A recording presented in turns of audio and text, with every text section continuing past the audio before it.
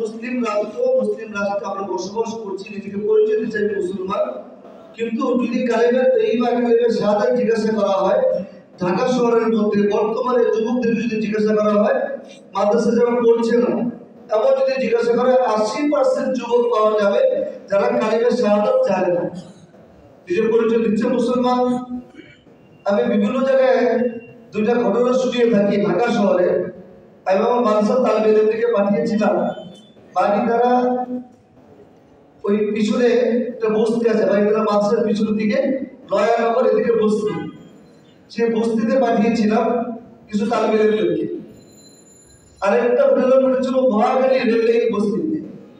দুই বস্তিতেই সেম ঘটনা ঘটেছে যে কিছু যুবকদেরকে জিজ্ঞাসা করা হয়েছে এই কালেমা তৈয়বা জানো? জানি না। কালেমা শাহাদাত জানি না। আমাদের নবীর নাম কি বলতো? দুই জায়গায় দুইটা উত্তর দিয়েছে। এক জায়গায় বলেছে আমাদের নবীর নাম কবি নজরুল বা রবি ঠাকুর,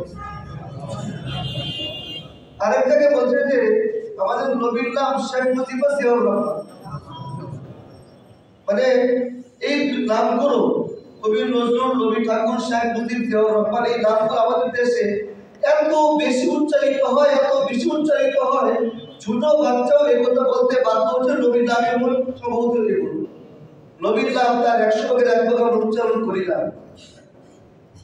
কষ্ট হলো এই যুবকরা কারা? এই যুবকরা কারা? এই যুবকরা আমার সন্তান, আমার ভাতিজা, আমার ভাগিনা, আমার নাতি, আমার পতি, আমার ছোট ভাই, আমার চাচাতো ভাই, আমার মামাতো ভাই, অন্য জায়গা থেকে উড়ে আসে নাই, এই এলাকায় থাকছে। আমি ওই এলাকার গল্প বলেছি। এই এলাকায় যদি রিপোর্ট দেয় তাহলে ভিন্ন কিছু হবে বলা হয় না। এলাকায় যদি সেই রিপোর্ট দেওয়া হয় তাহলে দেখা যাবে এই এলাকার মতো অসংখ্য যুবক আছে যে কি ক্লাস মেট্রিক পাস করেছে, ইন্টার পাস করেছে, অনার্স মাস্টার্স কমপ্লিট করেছে, সে কালেমা শাহাদাত পড়তে পারে না, নবীর নাম ঠিক মতো বলতে পারছে না, নবীর নাম বলতে পারলো 5 জন নবীর নাম জানে না, 5 জন সাহাবীর নাম জানে না, কোরআন কয় পারা তাও জানে না, কোরআনের সূরা কয়টা তাও জানে না, সূরা ফাতিহাও জানে না। এমন কোন রাকাত নেই আমাদের মধ্যে যে রাকাতে সূরা ফাতিহা পড়তে হবে।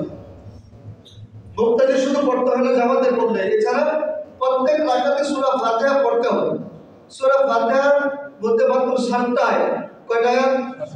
7টা, ছোট বড় মিলে 7টা আয়াত। কেউ যদি দৈনিক একটা করে আয়াত শুদ্ধ করে, অনেকে পারি মুখস্থ পারি, শুদ্ধ গেলে এটা হলো বিষয়। একটি করে আয়াত যদি কেউ শুদ্ধ করে প্রতিদিন, তাহলে সূরা ফাতিহা শুদ্ধ হতে কতদিন লাগবে?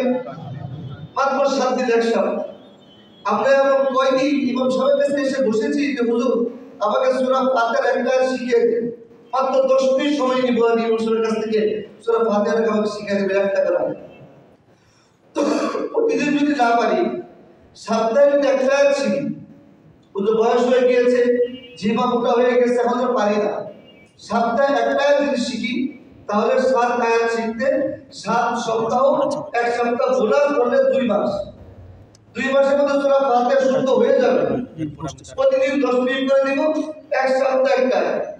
তাও পারছি না, প্রতি মাসে যদি একটা আয়াত শুদ্ধ করি, 30 দিন 5 মিনিট করে সময় দেব, মাসে একটা আয়াত, 7 মাসের মধ্যে হয়ে যাওয়ার কথা আমার সূরা ফাতিহা। বছরে যদি আমি একটা আয়াত শিখি, 365 দিন বা 300 দিন যদি শিখি একটা আয়াত, সারা বছর প্র্যাকটিস করব আলহামদুলিল্লাহ রাব্বিল আলামিন। সারা বছর একটা আয়াত প্র্যাকটিস করব আমি। 7 বছরে 7টা আয়াত যদি শিখি, যতদিন ধরে নামাজ পড়ছি আমরা, ততদিনের মধ্যে সূরা ফাতিহা শুদ্ধ হয়ে 4 মাসে সূরা শুদ্ধ হয়ে যাবে। কিন্তু আফসোস হলো নামাজ আমি পড়ছি ঠিকই, অথবা 20-30 বছর ধরে নিয়মতান্ত্রিক নামাজ পড়ছি, সূরা ফাতিহা শুদ্ধ করা দরকার, এই উপলব্ধি করতে আমার মধ্যে আসে। কেন? হুজুরের কাছে আমি শিখবো, আমি তো মসজিদের কমিটির সভাপতি, আমি তো সেক্রেটারি, আর আমার টাকা তো মসজিদ চলে, আমার টাকা মাদ্রাসা চলে, আমার এলাকায় কথা কি এলাকার লোকজন উঠা বসা করে, আমি তো এলাকায় স্থানীয়, আমি তো বাড়িওয়ালা, আমি তো হুজুরের কাছে যাবো শিখার। এই অহংকার আমাদের অর্ধেক শেষ করে দিয়েছে, আর বাকি 90% শেষ করেছে অজ্ঞতা। আমি যে পারি না এটাও আমি জানি না, আমার যে হয় না সেটাও আমি জানি না। এতটুকু অনুভূতি আমার মধ্যে নাই যে আমি সূরা ফাতিহা পড়তে পারি না। কাজেই আমরা মুসলমান হিসেবে আলেম হতে হবে, যেগুলো আমি বলছিলাম, মুসলমান হিসেবে কমপক্ষে কমপক্ষে নামাজের জন্য মা একজুজু বিসসালাত যে পরিমাণ অংশ তেলাওয়াত না করলে নামাজ শুদ্ধ হবে না, যে সমস্ত দোয়া জিকির আজকার না শিখে নামাজ হচ্ছে না, তারা তাসাউদ, দুরূদ শরীফ, দোয়া মাসুরা, দোয়া কুনুত আর নামাজের জন্য কমপক্ষে 5টা সুন্নাত, রুকু তাসবিহ, সিজদা তাসবিহ, এতটুকু আমার শেখা দরকার শুদ্ধ করে। পারি এই পারির উপর না থেকে ইমাম সাহেবকে শোনায় সার্টিফিকেট দেই না, যদি সার্টিফিকেট দেয় আমারটা হলো কি। বড় মুক্তিশা হওয়ার দরকার নেই, দৈনন্দিন যে মাসআলাগুলো সেগুলো আমরা জানি। আমাদের মোহতামিম সাহেব জামিউল উলুমুল ইসলামিয়া অনেকে চিনে থাকবেন, মোহতামিম সাহেব মুফতি মাহমুদ রাজা সাহেব শামসুল্লাহ পবিত্র রহমতুল্লাহ আলাইহি রাত্রি যাবেন। হুজুর বলেন যে একটা লোক নিয়মিত নামাজ পড়ে, তার বয়স 28 বছর, 28 বছর যদি হয় আর যদি 12 বছরে বালেগ হয় তাহলে তো বালেগ মানে কাটিয়ে হয়ে গিয়েছে। 28 বছর বয়সে সে মাত্র নতুন জানছে স্বপ্ন দর্শনে গোসল ফরজ, সে নিয়মিত নামাজ পড়ছে, তার মানে হয়তো তার বহু অন্ত বহু দিন পার হয়েছে নাপাক অবস্থায় নামাজ পড়েছে, সে জানেই না যে এটা গোসল ফরজের একটা কাজ। এতটুকু মাসলা তার জানা নেই। এমন একটা দুইটা না, অসংখ্য মাসলা আমরা জানি না নামাজের মধ্যে। এবং ফরজ কোনটা, ওয়াজিব কোনটা, কি করলে আমি সিজদা সালাত দিব, কোনটা বলে আমি দিব না, আমি কতটুকু ইমামের সাথে পেলে আমি এই রাকাত পেলাম, কতটুকু না পেলে আমি পেলাম না, এটা আমরা জানি না। ইমাম রুকু সিজদা চলে গিয়েছে, দৌড়ে এসে আমি একা একা কিয়াম রুকু করে ইমাম সাহেবের সাথে সিজদা শরীফে এই রাকাত আমি পেয়ে গেছি, অত রাকাত আমার হয়নি। এই যে তো মোটা দাগের অনেক মাসআলা আছে যেগুলোতে আমরা অল্প সময়গুলিতে আমরা দিই, দুনিয়ার জন্য অনেক সময় দিচ্ছি, অনেক সময় দিচ্ছি দুনিয়ার জন্য, কিন্তু মাত্র 1 ঘন্টা 1.5 ঘন্টা যদি আমরা দিই, হুজুর তো সুযোগ ব্যবস্থা করে সপ্তাহে মাত্র 3 দিন, তাহলে আমার তো মনে হয় 1 বছরের মধ্যে আমরা জরুরি মাসলা মধ্যে শিখে ফেলতে পারবো ইনশাআল্লাহ, শুধু নিজেদের নিয়তের বাকি। আর সর্বশেষ যে কথাটা বলবো যে আমরা মধ্য বয়সে বৃদ্ধ বয়সে যাদের দিনের অনুভূতি এসেছে, আমরা এই বোকামিটা না করি, আমাদের সন্তানদেরকে কোরআন না শিখে প্রমোদের বোকামিটা আমরা না করি। আমাদের নৈশমাদ্রাসা এখন উত্তরবঙ্গে 2011 সাল থেকে আমাদের বকুল ভাই আছেন আলহামদুলিল্লাহ, একটা আমাদের নৈশমাদ্রাসার প্রথম ব্যাচের ছাত্র, ওখান থেকে পড়ালেখা করে আলহামদুলিল্লাহ তারা শেষ করেছে। তো প্রথম ব্যাচের শুরু দিকে প্রথম বাইতুল আমার মসজিদে ক্লাস শুরু করেছি, তারপর আমার বাসা, অনেকে আমার পরিচয় থেকে চিনতে পারবেন, নূর মসজিদে ইমাম সাহেব ছিলেন আমি সিরাজুল হক সাহেব, আমার আব্বা, আমি সিরাজ সাহেবের ছেলে, আগে পরবর্তী মানবর হিসেবে ছোট ভাই। আমাদের বাসায় নৈশমাদ্রাসা শুরু করলাম মসজিদ থেকে গিয়ে। একদিন আমি ঘরের ভিতরে বসা, বাইরে দেয়ালের মধ্যে খুব জোরে জোরে আওয়াজ হচ্ছে, দরজা খুলে দিকে আমাদের এক বয়স্ক ছাত্র ওই ইয়াতে আনন্দনগরের ভিতরে ওই এলাকার শামসুদ্দিন, উনি দেয়ালের মধ্যে মাথা জোরে জোরে বাইরে যাচ্ছে। ভাই কি হলো আপনার, মাথা বাইরে যাচ্ছেন আপনি? পরে দেখি তার অজরে চোখে পানি পড়ছে, কান্না করছে। কেন কান্না করছে? কোনো সমস্যা, পারিবারিক কোনো ঝামেলা?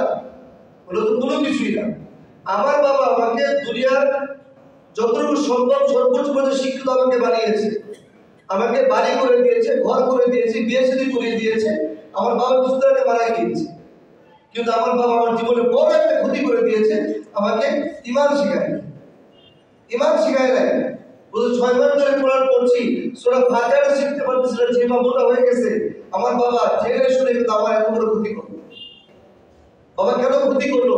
সে দুনিয়াতে অভিযোগ করছে তার বাবা, পরকালে করবে এটা পরের বিষয়, দুনিয়াতে অভিযোগ করছে বাবা আমাকে সর্বোচ্চ শিক্ষিত বানিয়েছে, জায়গা দিয়েছে, বাড়ি করিয়েছে, বিয়ে শাদী করিয়েছে, আমি ভালো টাকা ইনকাম করছি, কিন্তু আমাকে ঈমান শেখায় নাই, কোরআন শেখায় নাই। যে বয়সে আমি শিখতে পারতাম, বাবা এত বড় ক্ষতি আমার কেন? একটাকে বললাম যে ভাই আপনার বাবা অবশ্যই এমন কোনো ভালো কাজ করেছে, যে ভালো কাজের বদলতে বা ভালো দোয়া করেছে, যার কারণে আপনি কোরআন শিখার জন্য এই পর্যন্ত আসতে পেরেছেন। বহু মানুষ এতটুকু পারে না, বাবার জন্য দোয়া করে। দ্বিতীয় যে কথাটা, আপনার সন্তান যেন কালকে আবার আপনার অভিযোগ না করে। আজকে আপনি অভিযোগ করেছে আপনার বাবার উপর, কালকে আপনার সন্তান আপনার অভিযোগ উঠাবে, আমার বাবা তো আমাকে কি করেছে। ঠিক এই বিষয়টি আমাদের সকলের জন্য এটা, যে আমাদের সন্তান, তাদেরকে আমরা ডাক্তার বানাচ্ছি, ইঞ্জিনিয়ার বানাচ্ছি, অ্যাডভোকেট প্রফেসর বানাচ্ছি, আমার সন্তান দুইটা ইংলিশে কবিতা পারলে একে বাহাবা দিতে থাকি, থ্যাংক ইউ বলতে থাকি, কতগুলো পুরস্কার দিতে থাকি, আমার সন্তান সে সূরা ফাতিহা পারে কিনা, কোরআনের 10টা সূরা সে মুখস্থ পারে কিনা, 10 জন নবীর জীবনী জানে কিনা, 10 জন সাহাবাদের জীবনী জানে কিনা, সেটা আমি একবারও ভাবি না। আমাদের সন্তানদেরকে আমরা যাই কিছু করি না কেন সিদ্ধান্ত নিই সর্বপ্রথম কোরআনের হাফেজ বানানোর নিয়ত করি। আলহামদুলিল্লাহ আমাদের এই জমানায় আধুনিক শিক্ষার পাশাপাশি হাফেজ হওয়ার পাশাপাশি আধুনিক শিক্ষা দুই ব্যবস্থা আমাদের মাদ্রাসাগুলোতে চলছে। নিয়ত করি শুধু আমরা সব নিয়ত যে আমাদের সন্তানদেরকে কোরআনের হাফেজ বানাবো, ছেলে হোক মেয়ে হোক কোরআনের হাফেজ বানাবো। নিয়ত করা যাবে ইনশাআল্লাহ? প্রথম নিয়ত এটা। যদি আল্লাহ তাআলা আমার সন্তানকে কবুল না করে এভাবে, তাহলে আমি হাফেজ না বানাই, কমপক্ষে 30 পারা কোরআন শুদ্ধ করে শিখাবো আগে, তারপর দুনিয়ার যে কোনো শিক্ষা শিখে আগে কোনো সমস্যা নাই। 30 পারা কোরআন শুদ্ধ করে শিখাবো আমরা ইনশাআল্লাহ। আল্লাহ তাআলা আমাদের সবাইকে কবুল করুন। বাবা তৌফিক দিন।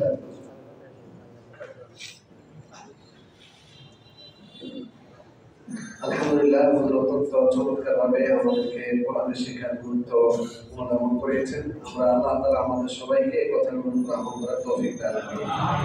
আলহামদুলিল্লাহ, এখন আমাদের সামনে অতি সংক্ষিপ্তভাবে অভিভাবকের দায়িত্ব, সন্তানের প্রতি অভিভাবকের দায়িত্ব সম্পর্কে গুরুত্বপূর্ণ আলোচনা করবেন আমাদের সুপরিচিত মুফতি বাংলার বিশিষ্ট মুফতি সাহেব ও দায়ী মুফতি জোহের সাহেব।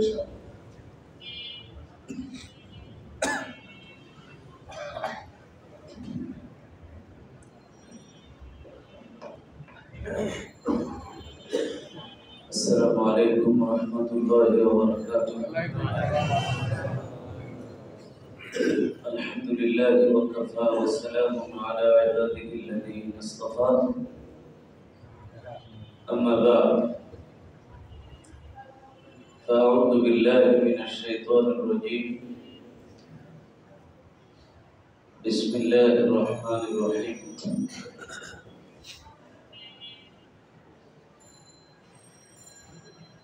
ربي أوزعني أن أشكر نعمتك التي أنعمت علي وعلى والدي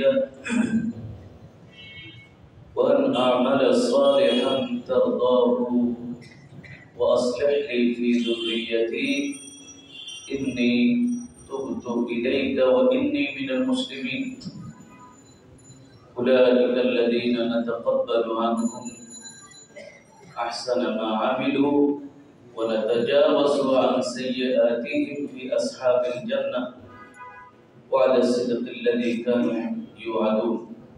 آمنت بالله صدق الله مولانا العظيم.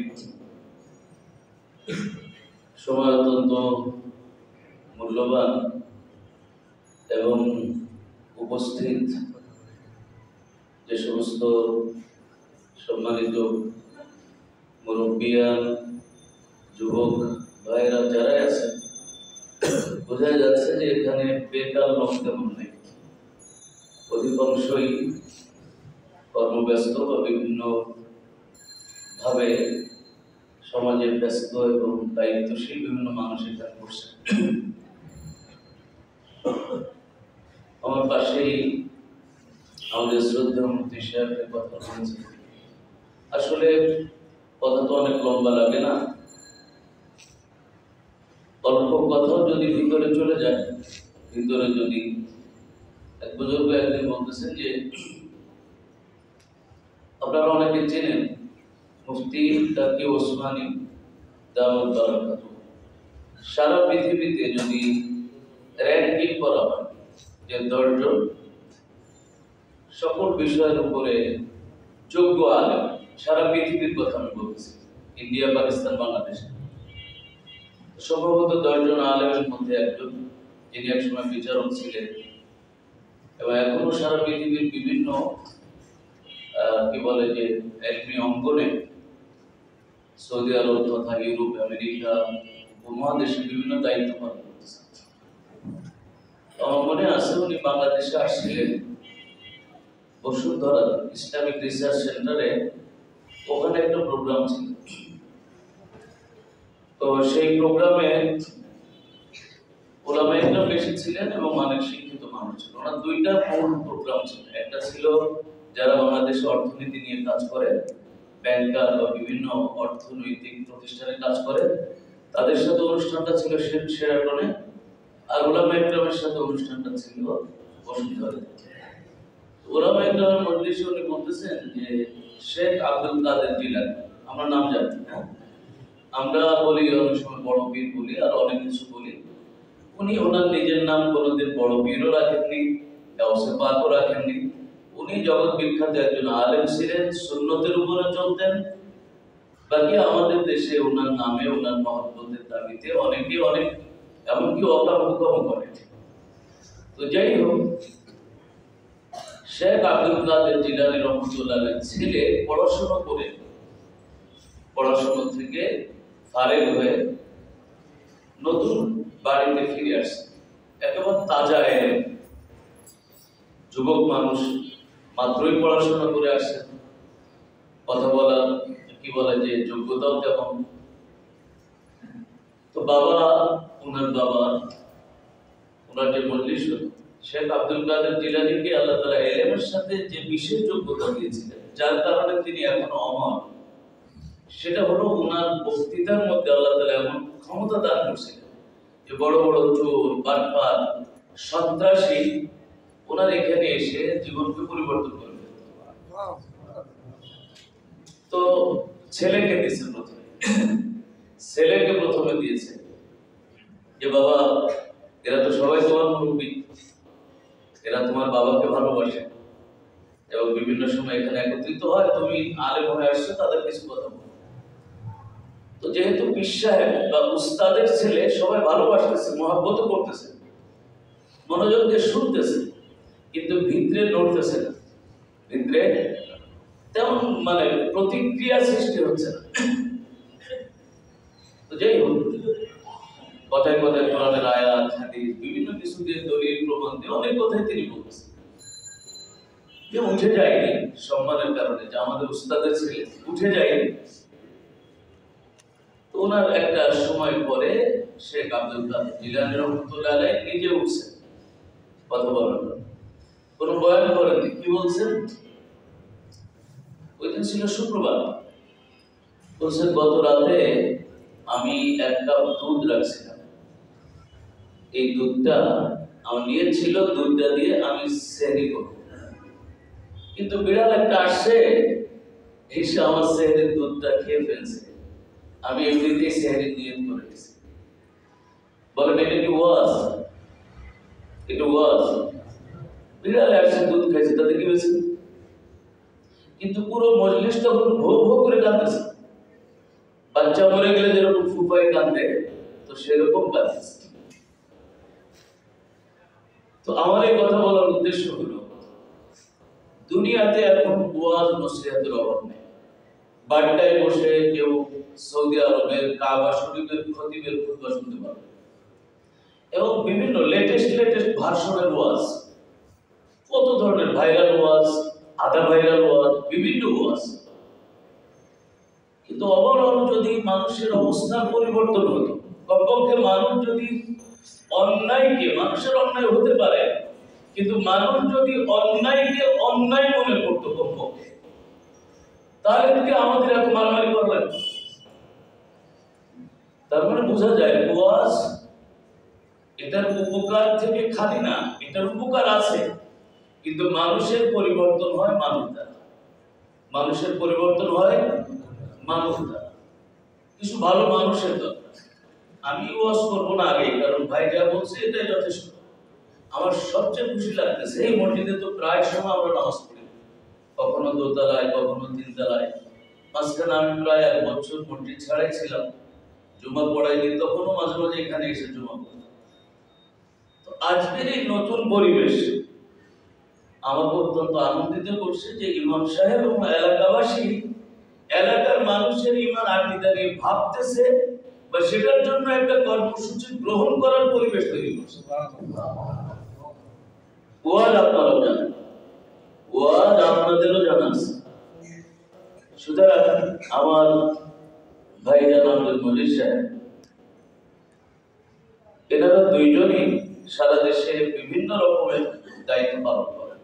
আমার জানা মতে বিশেষ করে বিভিন্ন মিশনারিরা, কাদিয়ানীরা, বিভিন্ন এনজিও গরিব বিভিন্ন জনপদের মানুষকে যে বেঈমান বানানোর যে মিশন, আমার বাম পাশের দুইজন ব্যক্তি বয়সে আমার চেয়ে কম কেউ, কিন্তু মানে বিশ্রাম নাই, কখনো পার্বত্য এলাকায়, কখনো উত্তরবঙ্গে ওনারা কাজ করেন। তো বিভিন্ন সময় ওনাদের কথা শুনবেন। আমি 15 মিনিট আমার এই কথা বলার হায়াত, তাই না? আমি কোরআনে কারিমের 2টা কথা বলবো, যার মধ্যে আপনার আমার দায়িত্ব, যেহেতু আমরা বাপ, তাই না? আমাদের অনেকের বাপ আছে, অনেকের বাপ নাই। প্রথম জিনিস হলো যে আমি ইমাম হই, আলেম হই, রাজনীতিবিদ হই, আমি সমাজের যা কিছু হবে আমাকে আমার পরিচয় মনে রাখবো। আমি এক সময় ময়লার একটা গর্তের মধ্যে ছিলাম, মায়ের পেটে, আর এখন আমি নিজেই ময়লার গর্ত, অর্থাৎ আমার ভিতরেই ময়লার গর্ত আছে। অর্থাৎ আমি ছিলাম ময়লার মধ্যে, এখন আমার মধ্যেই ময়লা আছে, আবার ময়লাতে আমি চলে যাব। একেবারে প্রধানমন্ত্রী থেকে শুরু করে টপ টু বটম, আমাকে আমার এই পরিচয়টা মনে রাখতে হবে। আমার এই ফিজিক্যাল পরিচয়, এটা যাই হোক, আমার ভিতরে একটা মানুষ আল্লাহ বানাইছে। আমরা মাইকে ঘোষণা করি যে ও এলাকার গত রাত 8টার সময় ইন্তেকাল করেছেন, ইন্না লিল্লাহি ওয়া ইন্না ইলাইহি রাজিউন। ইমাম সাহেব বলেন যে আমাদের অমুক তো বিদায় নিয়ে চলে গেছে, উনি আর দুনিয়াতে নাই, কিন্তু ওনার 3.5 হাত বডিটা এখনো শোয়ানো আছে। তার মানে যেটা শোয়ানো আছে এটা উনি না, এটা উনি না, উনি যেটা সেটা হলো ভিতরে আছে, তাই না? এই ভিতরেরটাকে যদি কোনো মানুষ বানায়, চাই সে রাজনীতিবিদ হোক, চাই সে ব্যবসায়ী হোক, চাই সে আলেম হোক, যদি এটা মানুষ হয় তো সে সংসদ ভবনের থেকেও আল্লাহর ওলি হয়ে যাবে। আর যদি এটাকে অমানুষ বানায় তাহলে সে মসজিদের মেম্বারের থেকেও আল্লাহর কাছে নিন্দিত এবং ধিক্কৃত হবে। ইমাম সাহেব এবং এলাকাবাসী যে উদ্যোগ গ্রহণ করেছেন যে এখানে কোরআন শরীফ শুদ্ধ করে শেখানো হবে, এবং আরেকটা গুরুত্ব বিষয় হলো ইসলামের জরুরি আকীদা, এটা শেখানো হবে। দেখেন, কোরআন হলো সরাসরি আল্লাহর কালাম। কোরআনের বিনিময়ে কোনো দাড়িপাল্লা দেওয়া হয় না, কারণ কোরআন কথাটা হলো আল্লাহ। তো কেউ যদি আল্লাহর কথাটা জবাব দিয়ে বলে তো তাকে আল্লাহ কি দিবে? এটাকে হাদিসের ভাষায় বলা হয় কোরআন হলো আল হাবলুল মামদুদ মিনাস সামাই ইলাল আরদ। কোরআন হলো আরশ আজিম থেকে একটা রশি জমিনে ফেলে দেওয়া। কেউ যদি এই রশিকে ধরে, যেভাবেই ধরুক, বরং দয়াল নবী রাহমাতুল্লাহ আলামিন আমাদের প্রতি কেমন দয়ালু, তিনি বলেছেন যে ব্যক্তি কোরআনে পারদর্শী সে তো ফেরেশতার মতো, কিন্তু যে পড়তে পারে না, ভেঙে যায়, আটকে যায়, তারপরও থামে না, আল্লাহ নবী বলেন আল্লাহ তাকে প্রতি হরফে দ্বিগুণ নেকি দান করেন। তো এই জন্য কোরআনে কারিমের সাথে সম্পৃক্ত হয়ে যাওয়া মানে আরশ আজিমের সাথে তার কানেক্ট হয়ে যাওয়া, সরাসরি সংযোগ। এখানে কোনো দালালের দরকার নেই, সরাসরি সংযোগ মালিকের সাথে, কারণ এটা মালিকের কাজ। 2 নম্বর হলো আকীদার যে কথাটা এখানে লেখা, এটা খুব গুরুত্বপূর্ণ। কোরআনে কারিমে আল্লাহ তাআলা বলেছেন যে কিয়ামতের দিন অনেক মানুষ, উদাহরণ দিয়েছেন আল্লাহ, যে দেখবেন যে যেখানে অনেক বালু থাকে, আমরা বালুর মাঠে দিকে বিভিন্ন জায়গায় বালুর মাঠে যখন রোদ পড়ে তখন দূর থেকে বালুর মাঠে মনে হয় যেন কক্সবাজার বা কুয়াকাটার মতো, মনে হয় পানি থই পড়েছে।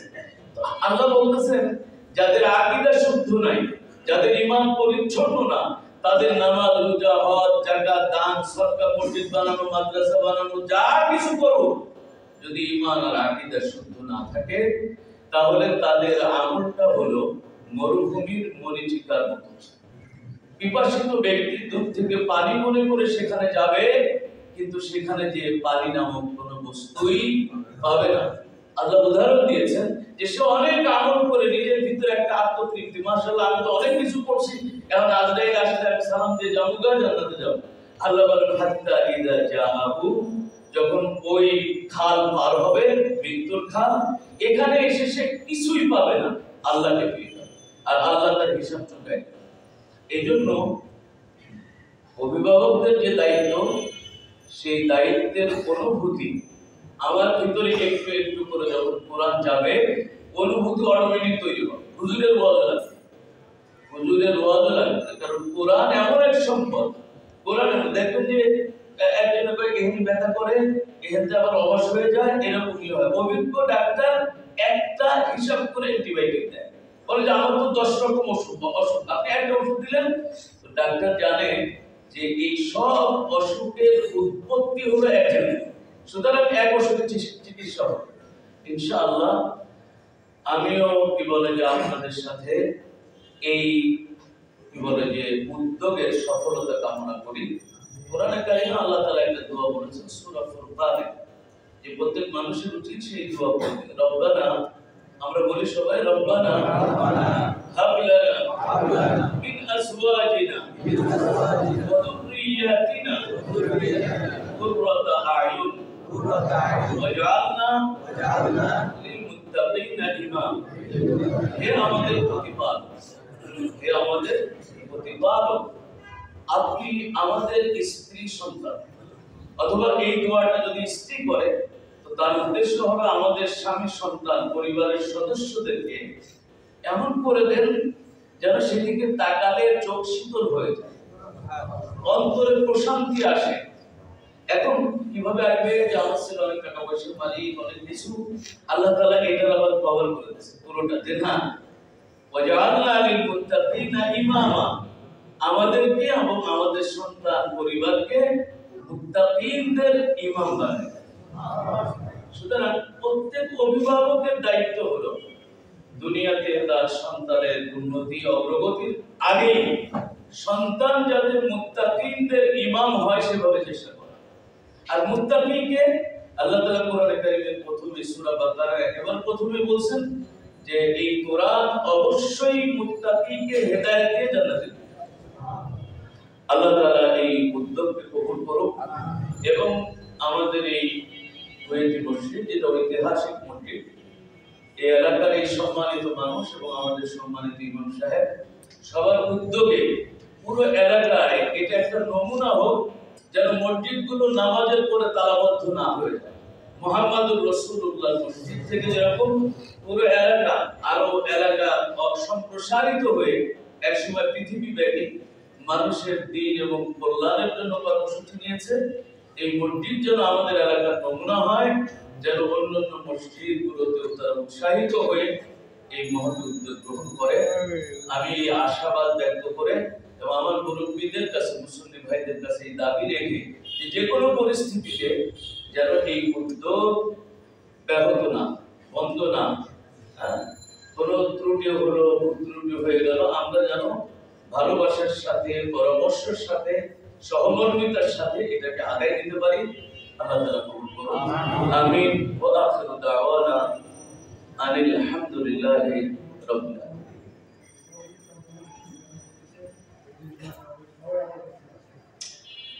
এই খবর আপনারা আমাদেরকে না দিলেও 24 বছর তো কাটায়, 2 যুগ, তাই না? আপনারা পরিচয় না করলেও আল্লাহ আমাদেরকে বিভিন্ন ভাবে পরিচয় করায় দেয়, তাই না? তো জোয়ান মানুষ, তাই না? কোরআনের হাদিসের মধ্যে একটা বিখ্যাত হাদিস, আল্লাহ নবী বলেছেন যে 7 শ্রেণীর মানুষ কিয়ামতের দিন ভিআইপি মর্যাদা পাবে। সুবহানাল্লাহ। এই হিসাব নিকাশ তো অনেক করে, এটা ভিআইপি মানে কেউ কোনো সাংবাদিকও সাক্ষাৎকার দিতে পারে। আল্লাহু আকবার। তার মধ্যে প্রথমে আল্লাহ নবী বলেন যে ওয়াশাবুন নাশা ফি ইবাদাত, যে যুবক তার যৌবনে আল্লাহর ইবাদত করে। ইবাদত মানে সারাদিন মসজিদে থাকা। আমি সমাজে বিভিন্ন কাজ করতেছি, এমনকি ব্যবসাও যদি সততার সাথে করা হয় সেটাও ইবাদত। তো যুবক বলে না যে এখন যুদ্ধে যাওয়ার সময় তার যৌবন যার নাকি।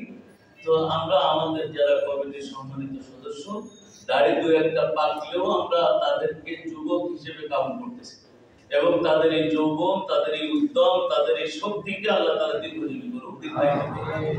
আমরা সাধারণ মানুষ, আমাদের এই বয়সেও যদি ওনারা দিনে বা রাতে যে কোনো ভালো উদ্যোগে আমাদেরকে ডাকেন, আমরা পাশে থাকবো ইনশাআল্লাহ। আসসালামু আলাইকুম ওয়া রাহমাতুল্লাহি ওয়া বারাকাতুহু।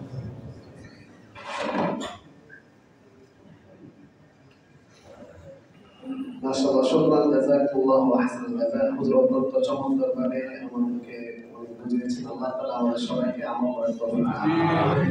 আলহামদুলিল্লাহ আমাদের এখানে যারা উপস্থিত আছেন ওনারা অনেক ব্যস্ততার ফাঁকে দিয়েও আলহামদুলিল্লাহ আমাদেরকে সুযোগ করে দিয়েছেন।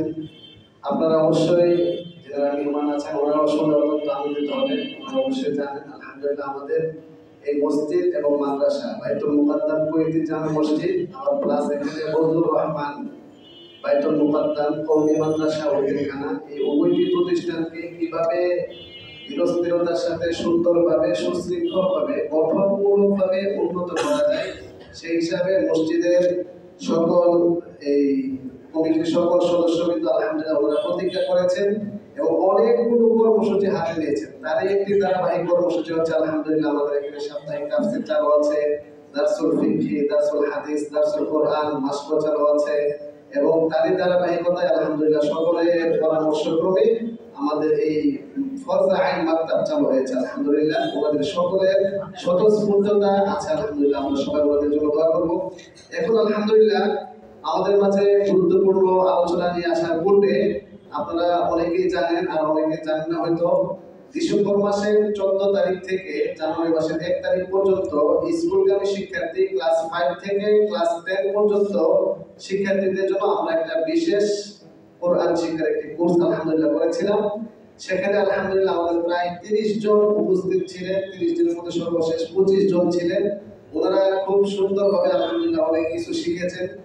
তাদের জন্য আমরা পরীক্ষাও নিয়েছি। পরীক্ষার মধ্যে ফার্স্ট, সেকেন্ড, থার্ড হয়েছেন যারা, তাদেরকে আমরা পুরস্কার দিব এবং পরীক্ষার যারা অংশগ্রহণ করেছেন তাদেরকেও আমরা সান্ত্বনামূলক পুরস্কার দিব। তো হুজুর যদি অনুমতি দেন সেই পুরস্কারটা বিতরণ করার পরে ইনশাআল্লাহ হুজুর শেষ কথা বলে আমাদের মাঝে দোয়া করবেন ইনশাআল্লাহ।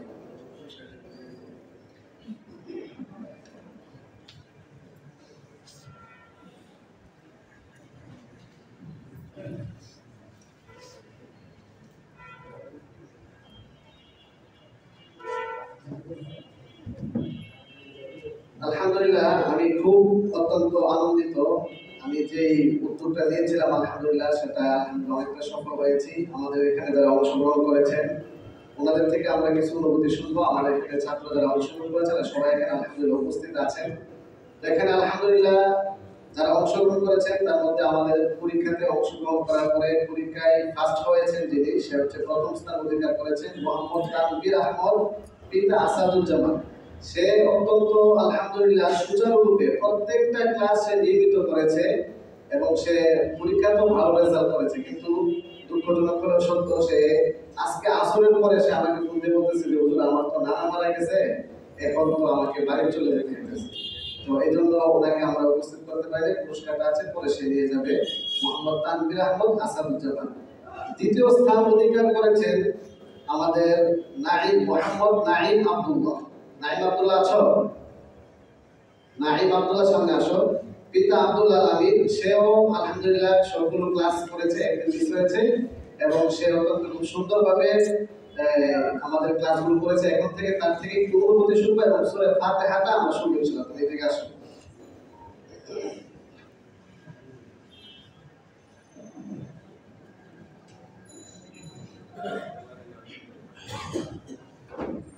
তুমি সর্বপ্রথম এই সূরা ফাতিহা তেলাওয়াত করো, তারপরে সেটা অনুবাদ হবে ইনশাআল্লাহ। আসসালামু আলাইকুম ওয়া রাহমাতুল্লাহি ওয়া বারাকাতুহু।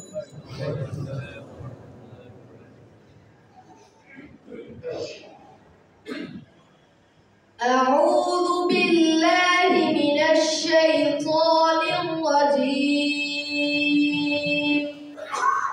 বিসমিল্লাহির রাহমানির রাহিম। আলহামদুলিল্লাহি রাব্বিল আলামিন আর রাহমানির রাহিম মালিকি ইয়াউমিদ্দিন ইয়্যাকা না'বুদু ওয়া ইয়্যাকা নাস্তাঈন ইহদিনাস সিরাতাল মুস্তাকিম সিরাতাল লাযীনা আন'আমতা আলাইহিম গায়রিল মাগদুবি আলাইহিম ওয়ালাদ-দাল্লিন।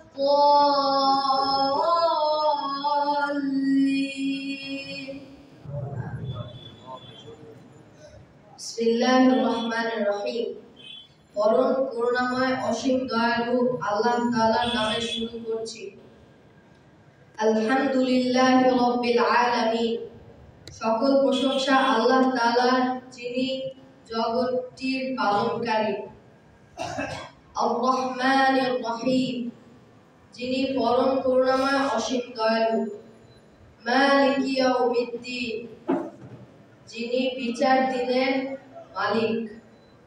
ইয়্যাকা না'বুদু ওয়া ইয়্যাকা নাস্তাঈন, আপনার কাছে আমরা আপনারই ইবাদত করি এবং আপনার কাছে সাহায্য চাই। ইহদিনাস সিরাতাল মুস্তাকিম, আমাদেরকে সহজ সরল পথটি দেখাও। সিরাতাল্লাযীনা আন'আমতা আলাইহিম, তাদের পথ যাদেরকে আপনি পুরস্কৃত করেছেন। গায়রিল মাগদুবি আলাইহিম ওয়ালাদ-দাল্লিন, আমিন। তাদের পথ নয় যাদের উপর আপনি গজব নাযিল করেছেন এবং যারা পথভ্রষ্ট। মাশাআল্লাহ, সবাই বলেন মাশাআল্লাহ। সর্বপ্রথম যখন আমরা এই কোর্সটা চালু করি তখন সর্বপ্রথম তাকে আমি প্রশ্ন করেছিলাম, তুমি কি আলিফ বা পারো? সে বলে পারি। তো সে আলিফ বা তা সা যেভাবে উচ্চারণ করেছিল তার উচ্চারণ অনেক ভুল হয়েছে। বলছে তুমি সূরা ফাতিহা পারো? হ্যাঁ পারি। পড়ো। আর সূরা ফাতিহা বলতে অনেক ভুল ছিল। আলহামদুলিল্লাহ আমরা মাস্ক করার পরে, মেহনত করার পরে আলহামদুলিল্লাহ অনেক সুন্দর তেলাওয়াত করেছে, আরো সুন্দর হবে ইনশাআল্লাহ। আচ্ছা, তুমি আমাদের এই কোর্স থেকে কি কি শিখেছো সংক্ষিপ্তভাবে একটু বলো। আলহামদুলিল্লাহ, এই কোর্স থেকে আমি অনেক কিছু শিখেছি। আগে এই কোর্সে আসার আগে অনেক কিছু আমি জানতাম, কিন্তু ভালো করে জানতাম না। আবার অনেক কিছু আমি জানতাম না। এই কোর্সে 5টি মৌলিক বিষয় আমরা শিখেছি। 5টির মধ্যে 1 নাম্বার হচ্ছে বিশুদ্ধ তেলাওয়াত। আগে আমি বিশুদ্ধ তেলাওয়াত ভালো করে করতে পারতাম না, আমার অনেক ভুল দেখা গেছিল। আলহামদুলিল্লাহ, এই কোর্সটি করার পর আমি সুন্দর করে এখন তেলাওয়াত করা শিখেছি। 2 নাম্বার, ইসলামের মৌলিক আকীদা। আমরা অনেক কিছু শিখেছিলাম। তিনটি গল্প আমরা শুনেছি, যেখান থেকে আমরা ইসলামের মৌলিক আকীদা ব্যাপারে বুঝতে পেরেছি এবং বিশ্বাস করতে পেরেছি। এবং 3 নাম্বার হচ্ছে প্র্যাকটিক্যালি নামাজ শিক্ষা।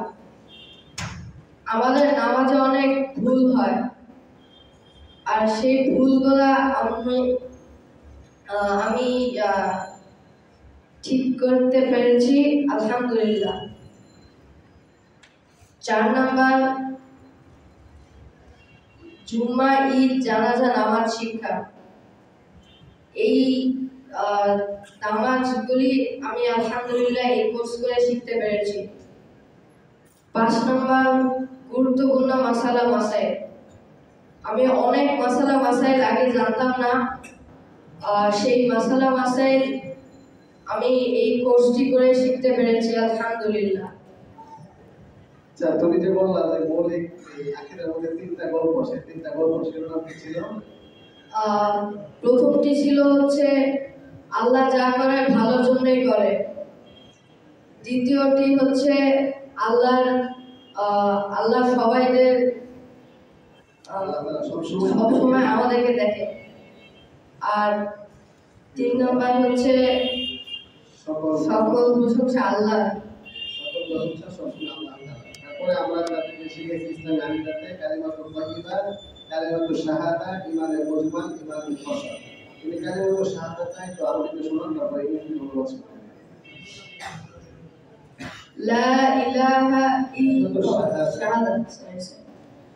আশহাদু আল লা ইলাহা ইল্লাল্লাহ ওয়া আশহাদু আন্না মুহাম্মাদান আবদুহু ওয়া রাসূলুহু।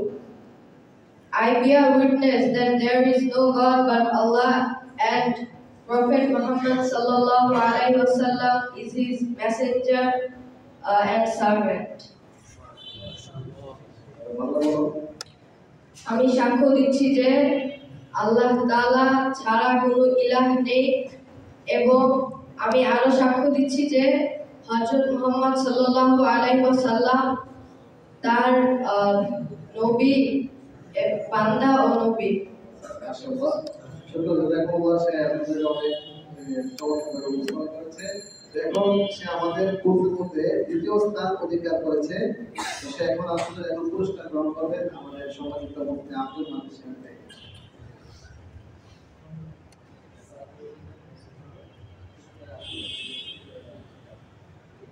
আলহামদুলিল্লাহ, আমাদের কোর্সে তৃতীয় স্থান অধিকার করেছেন তিনজনই 1 নম্বর পেয়েছেন।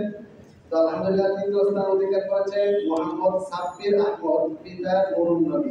আচ্ছা, মোহাম্মদ সাব্বির আহমদ, তারপরে আসো। তারপরে তৃতীয় স্থান অধিকার করেছে জাহিম আব্দুল্লাহ, পিতা আব্দুল্লাহ আমিন। জাহিম আব্দুল্লাহ আসো। তারপরে তৃতীয় স্থান অধিকার করেছেন মুনতাহাজ জামাল হুসাইন। মুনতাহাজ জামাল হুসাইন।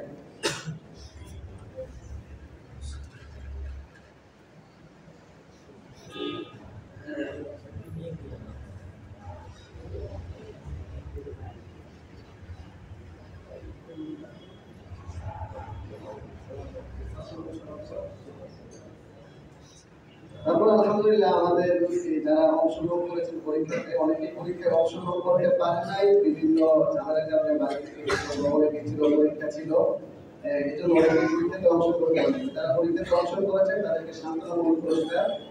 আমি যাদের নাম বলবো তোমরা এদিক থেকে আসবে। 1 নাম্বার এই ফাহিম, মোহাম্মদ ফাহিম। আচ্ছা, মোহাম্মদ ফাহিম এদিকে আসো। পুরস্কারটা নিয়ে যাও। এখানে যা পুরস্কার দেওয়া হয়েছে এটা হচ্ছে ইমাম সবার আগে আব্দুল মালিক সাহেব।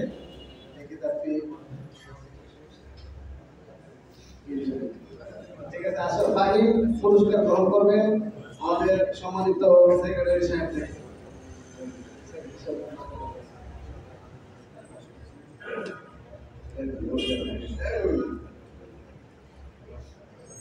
আলহামদুলিল্লাহ। তারপরে আমাদের পুরস্কার গ্রহণ করবেন মোহাম্মদ শাহরিয়া, পিতা নিজামুদ্দিন। শাহরিয়া আছো? তাড়াতাড়ি আসো, যাদের নাম বলবো চলে আসো। যাদের নাম বলবো সবাই দিকে চলে আসো। তারপরে আইমান, সাইদ, জাকারিয়া, তারপরে তানজিম ভুইয়া। এখন পুরস্কার শাহরিয়া পুরস্কার গ্রহণ করবেন আমাদের সম্মানিত সভাপতি সাহেব থেকে। তো সামনে আসলে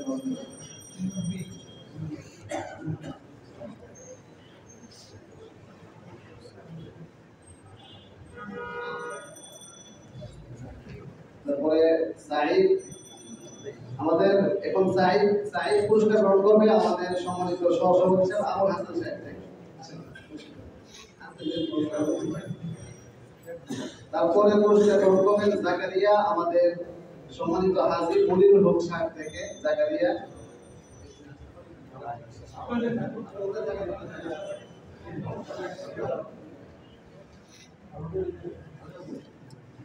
এখন আমাদের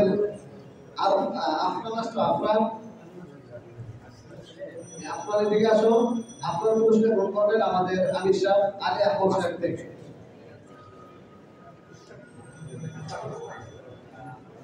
তানজিম ভুইয়া আসছো। তানজিম ভুইয়া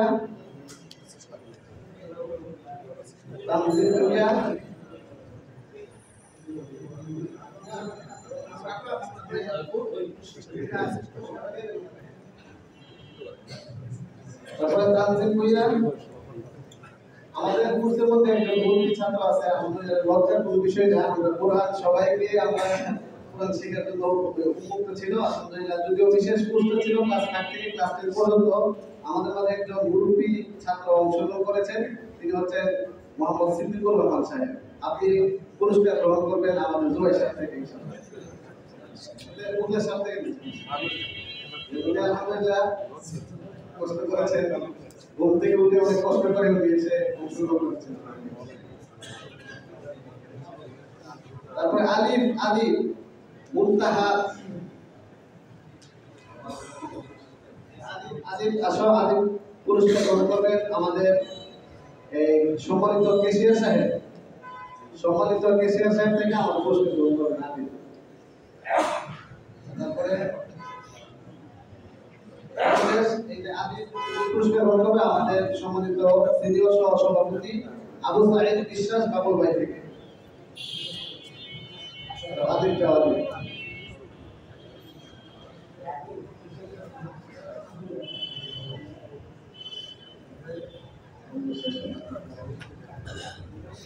তানজিম ভুইয়া রাইম তানজিম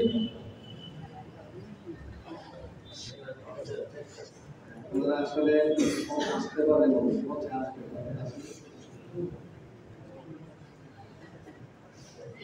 আচ্ছা স্যার যেগুলো বাকি রয়েছে পরে তানজিম ভুইয়া রাইম তানজিম, তারপরে সাইমান কবির আসলে ইনশাআল্লাহ আমরা পুরস্কারটা পরে দিবেন। আলহামদুলিল্লাহ এখন আলোচনা শুরু করার পূর্বে আমাদের এই উদ্দুর রহমান বাইতুল মুকাদ্দাম কুয়েতি মাদ্রাসার এই পৌর মাদ্রাসার ছোট্ট একটি ছাত্র, সে আপনাদেরকে একটি হামদ বাড়ি তারা শোনাবে, তার আলোচনা করবেন ছোট্ট বন্ধু মোহাম্মদ আব্দুল্লাহ।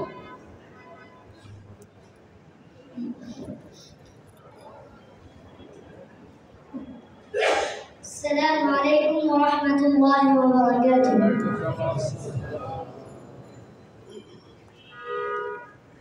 আমি দেখিনি তোমায় চোখের তারায়, তবুও তোমায় ভালোবেসেছি। আমি দেখিনি তোমায় চোখের তারায়, তবুও তোমায় ভালোবেসেছি। মনে রেখে পাশে তোমার ছবি, পাশে তোমার প্রেমে যেন পড়েছি। মনে রেখে পাশে তোমার ছবি, পাশে তোমার প্রেমে যেন পড়েছি। আমি দেখিনি তোমায় চোখের তারায়, তবুও তোমায় ভালোবেসেছি। ওহুদের ময়দানে রক্ত ঝরালে চিৎকারের জন্য, পাথর বুকে উঠালে ফুল, মানুষ যাতে ছিল শূন্য। ওহুদের ময়দানে রক্ত ঝরালে চিৎকারের জন্য, পাথর বুকে উঠালে ফুল, মানুষ যাতে ছিল শূন্য। শত জ্বালা তো সয়েছ তুমি, সেই কাহিনী কেঁদেছি। শত জ্বালা তো সয়েছ তুমি, সেই কাহিনী শুনে কেঁদেছি। আমি দেখিনি তোমায় চোখের তারায়, তবুও তোমায় ভালোবেসেছি। আমি দেখিনি তোমায় চোখের তারায়, তবুও তোমায় ভালোবেসেছি। মনে রেখে পাশে তোমার ছবি, পাশে তোমার প্রেমে যেন পড়েছি। মনে রেখে পাশে তোমার ছবি, পাশে তোমার প্রেমে যেন পড়েছি। আমি দেখিনি তোমায় চোখের তারায়, তবুও তোমায় ভালোবেসেছি। আমি দেখিনি তোমায় চোখের তারায়, তবুও তোমায় ভালোবেসেছি। আসসালামু আলাইকুম ওয়া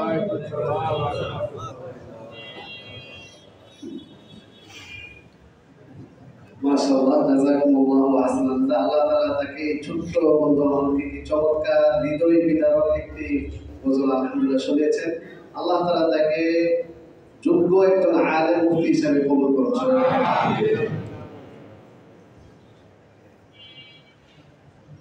মাশাআল্লাহ, আলহামদুলিল্লাহ আমাদের অত্র মসজিদের সম্মানিত খাদেম ভাইজিন, সে খুশি হয়ে অত্যন্ত খুশি হয়ে ছোট্ট বন্ধুকে 500 টাকা হাদিয়া দিয়েছেন। সবাই বলেন আলহামদুলিল্লাহ। তুমি এটাকে গ্রহণ করো কাছ থেকে। যাক মাশাআল্লাহ, আল্লাহ তাআলা তার ধানকে কবুল করুন। চমৎকার মনে পরিচয় দিয়েছে, সে আবেগতাড়িত হয়ে রাসূলের শানে এই কথা শুনে তাকে পুরস্কৃত করেছেন। আল্লাহ তাআলা তার এই পুরস্কারকে কেন্দ্র করে আত্মীয়-স্বজন সবার কবরকে জান্নাতের বাগান বানিয়ে দেন। আলহামদুলিল্লাহ, আমরা এখন খুব গুরুত্বপূর্ণ চমৎকার আলোচনা শুনবো আমাদের অতিথি মুফতি আব্দুল মাজিদ সাহেব থেকে ইনশাআল্লাহ।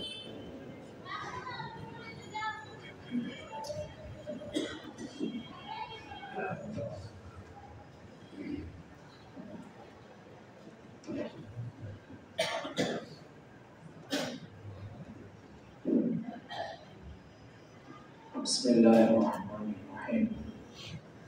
الحمد لله والسلام على عباده الذين اصطفى. أما بعد، قال الله تبارك وتعالى في كتابه المبين: لا يأتيه الباطل من بين يديه ولا من خلفه تنزيل من عزيز حكيم. صدق الله مولانا العظيم. আল্লাহ তাআলার বড় মেহেরবানি, সীমিত সময়ের জন্য হলেও গুনাহের পরিবেশ থেকে আল্লাহ পাক মুক্ত করে দ্বীনের কিছু কথা শোনা, বোঝা, মানার তৌফিক দিয়ে মসজিদের সমবেত হওয়ার সুযোগ করে দিয়েছেন। এর জন্য আল্লাহ তাআলার শুকর আদায় করেন আলহামদুলিল্লাহ। আমি আমার একটা হুজুর পেশ করি, সেটা হচ্ছে অনেকে আমার কাছে জীবনও দেখে ভাবছেন যে একটু চা খাওয়া, অনেকে হয়তো ভাবছেন যে পানির বোতলটা না রেখে এক কাপ চায়ের কাপ রাখলে ভালো। বিষয়টা হচ্ছে আজকে এটা আমার চতুর্থ প্রোগ্রাম, এরপর আরো দুটো প্রোগ্রাম আছে। এই জন্য অন্তত 2 মাস ধরে রাত 1টার আগে ঘুমানোর সময় নেই। আর বিষয়টা হচ্ছে যেটা এর কারণ দুটো। একটা কারণ হচ্ছে আমাদের এখন বছর শেষ চলছে, সিলেবাস শেষ করতে হয়। প্রতিদিন রাত 12টা 12:30 পর্যন্ত আমাকে বুখারী শরীফ পড়ায়, তারপরে বাসায় যেতে হয়। আপনাদের এখান থেকে যে বুখারী শরীফ পড়া প্রায় 12:30 পর্যন্ত, তারপরে ক্লাসে বাসায় যেতে হয়। এই জন্য রাতের সর্বোচ্চ 3 ঘন্টা 3.5 ঘন্টা ঘুমানোর সময় নেই, এর চেয়ে বেশি সময় ঘুমানোর সময় নেই। এই হুজুরটা এই জন্য বেশ প্রধান যে একটু হয়তো ভাবতে পারেন যে এরকম একটা ঘুম পাগল মানুষকে কেন প্রধান অতিথি বানাতেন, এটা ঠিক নয়। এই জন্য প্রথম হুজুরটা পেশ করে। কালকে একটা অবস্থায় ভেঙে যায়, কালকে জোরের পরে একটা প্রোগ্রাম করতে হবে মনসিরে, রাত 8টায় প্রোগ্রাম করতে হবে হাটে যাবে, চট্টগ্রাম হাটে যাবে, 4:30টার ফ্লাইটে চলে যাবে। এরকম একটা অবস্থার মধ্যে সময় না করছে, এই জন্য পর্যাপ্ত ঘুমের সময় না পাওয়ার কারণে যেখানে ইচ্ছে সেখানে জীবন চলে আসে।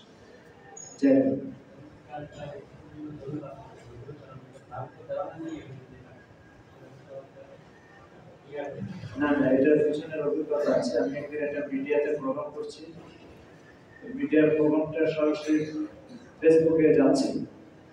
ওখানে এরকম ক্লান্ত পরিশ্রান্ত অবস্থায় তো মিডিয়াতে বসে রয়েছে, যেখানে আসছে ফেসবুকে একটা কিছু একটা চাপ হয়। তো এই অভিজ্ঞতা আছে, এই জন্য আমি হুজুরটা পেশ করে নিলাম আপনাদের সাথে। চলেন আমরা মূল কথায় যাই।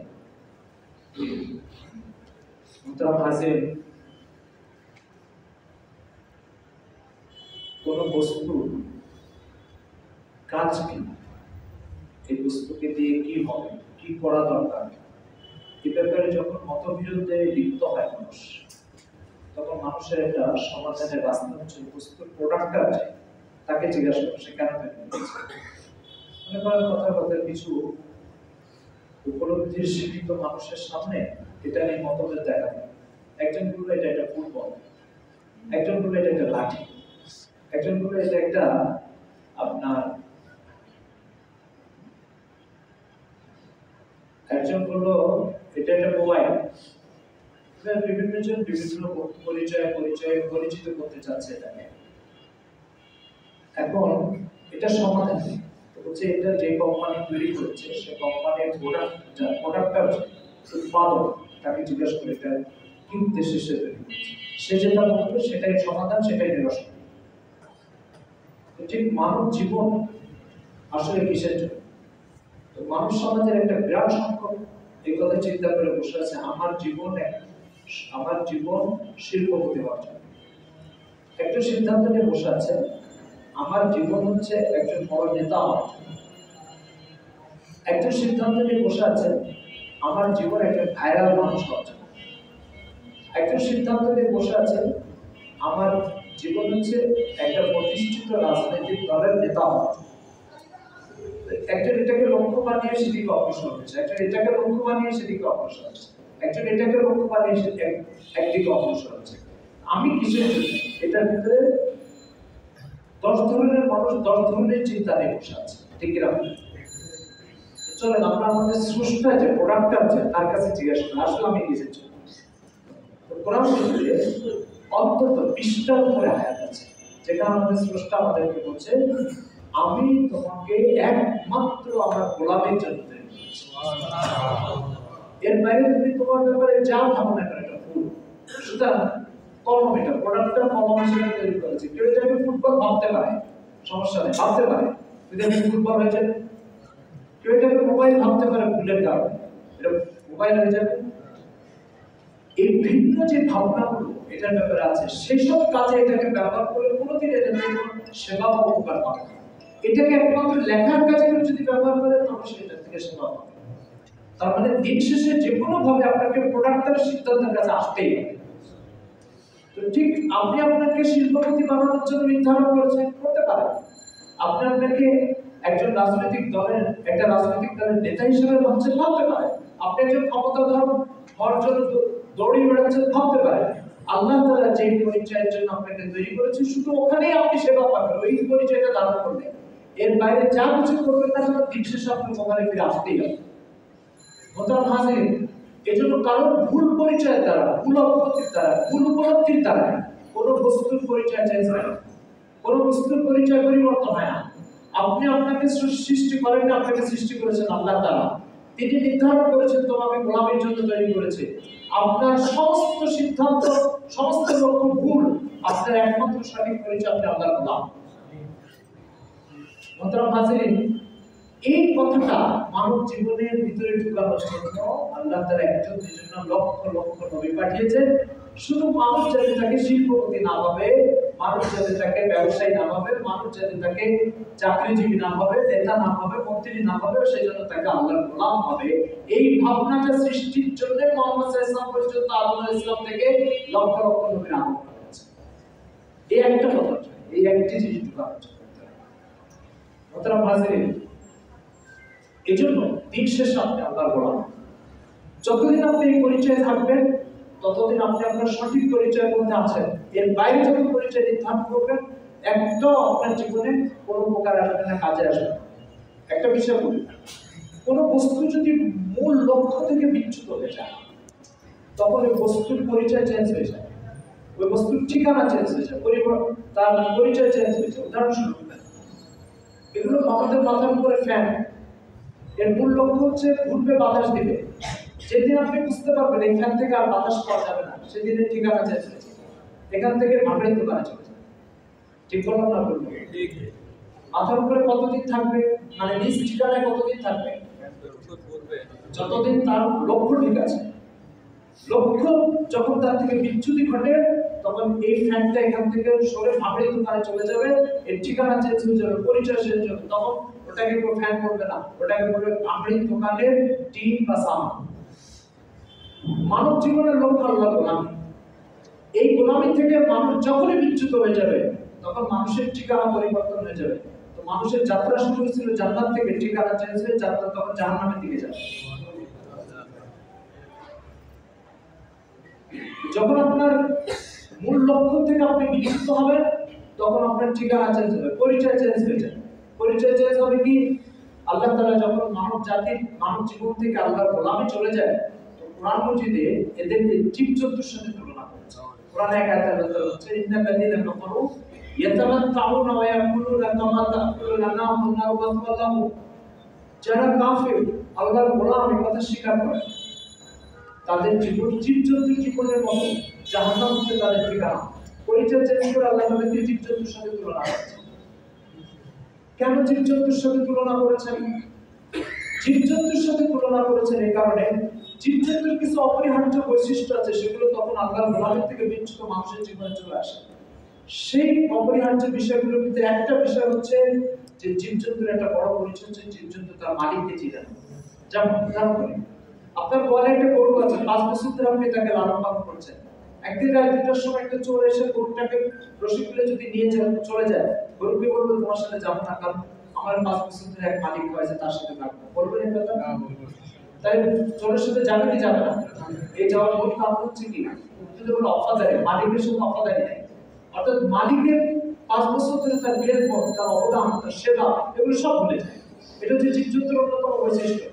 আপনাকে জন্ম থেকে মৃত্যু পর্যন্ত, মাতৃগর্ভ থেকে এই পর্যন্ত আল্লাহ তাআলা তৈরি করেছে, লালন পালন করেছে, তার করুণায় প্রতি সেকেন্ড আপনি বেঁচে আছেন।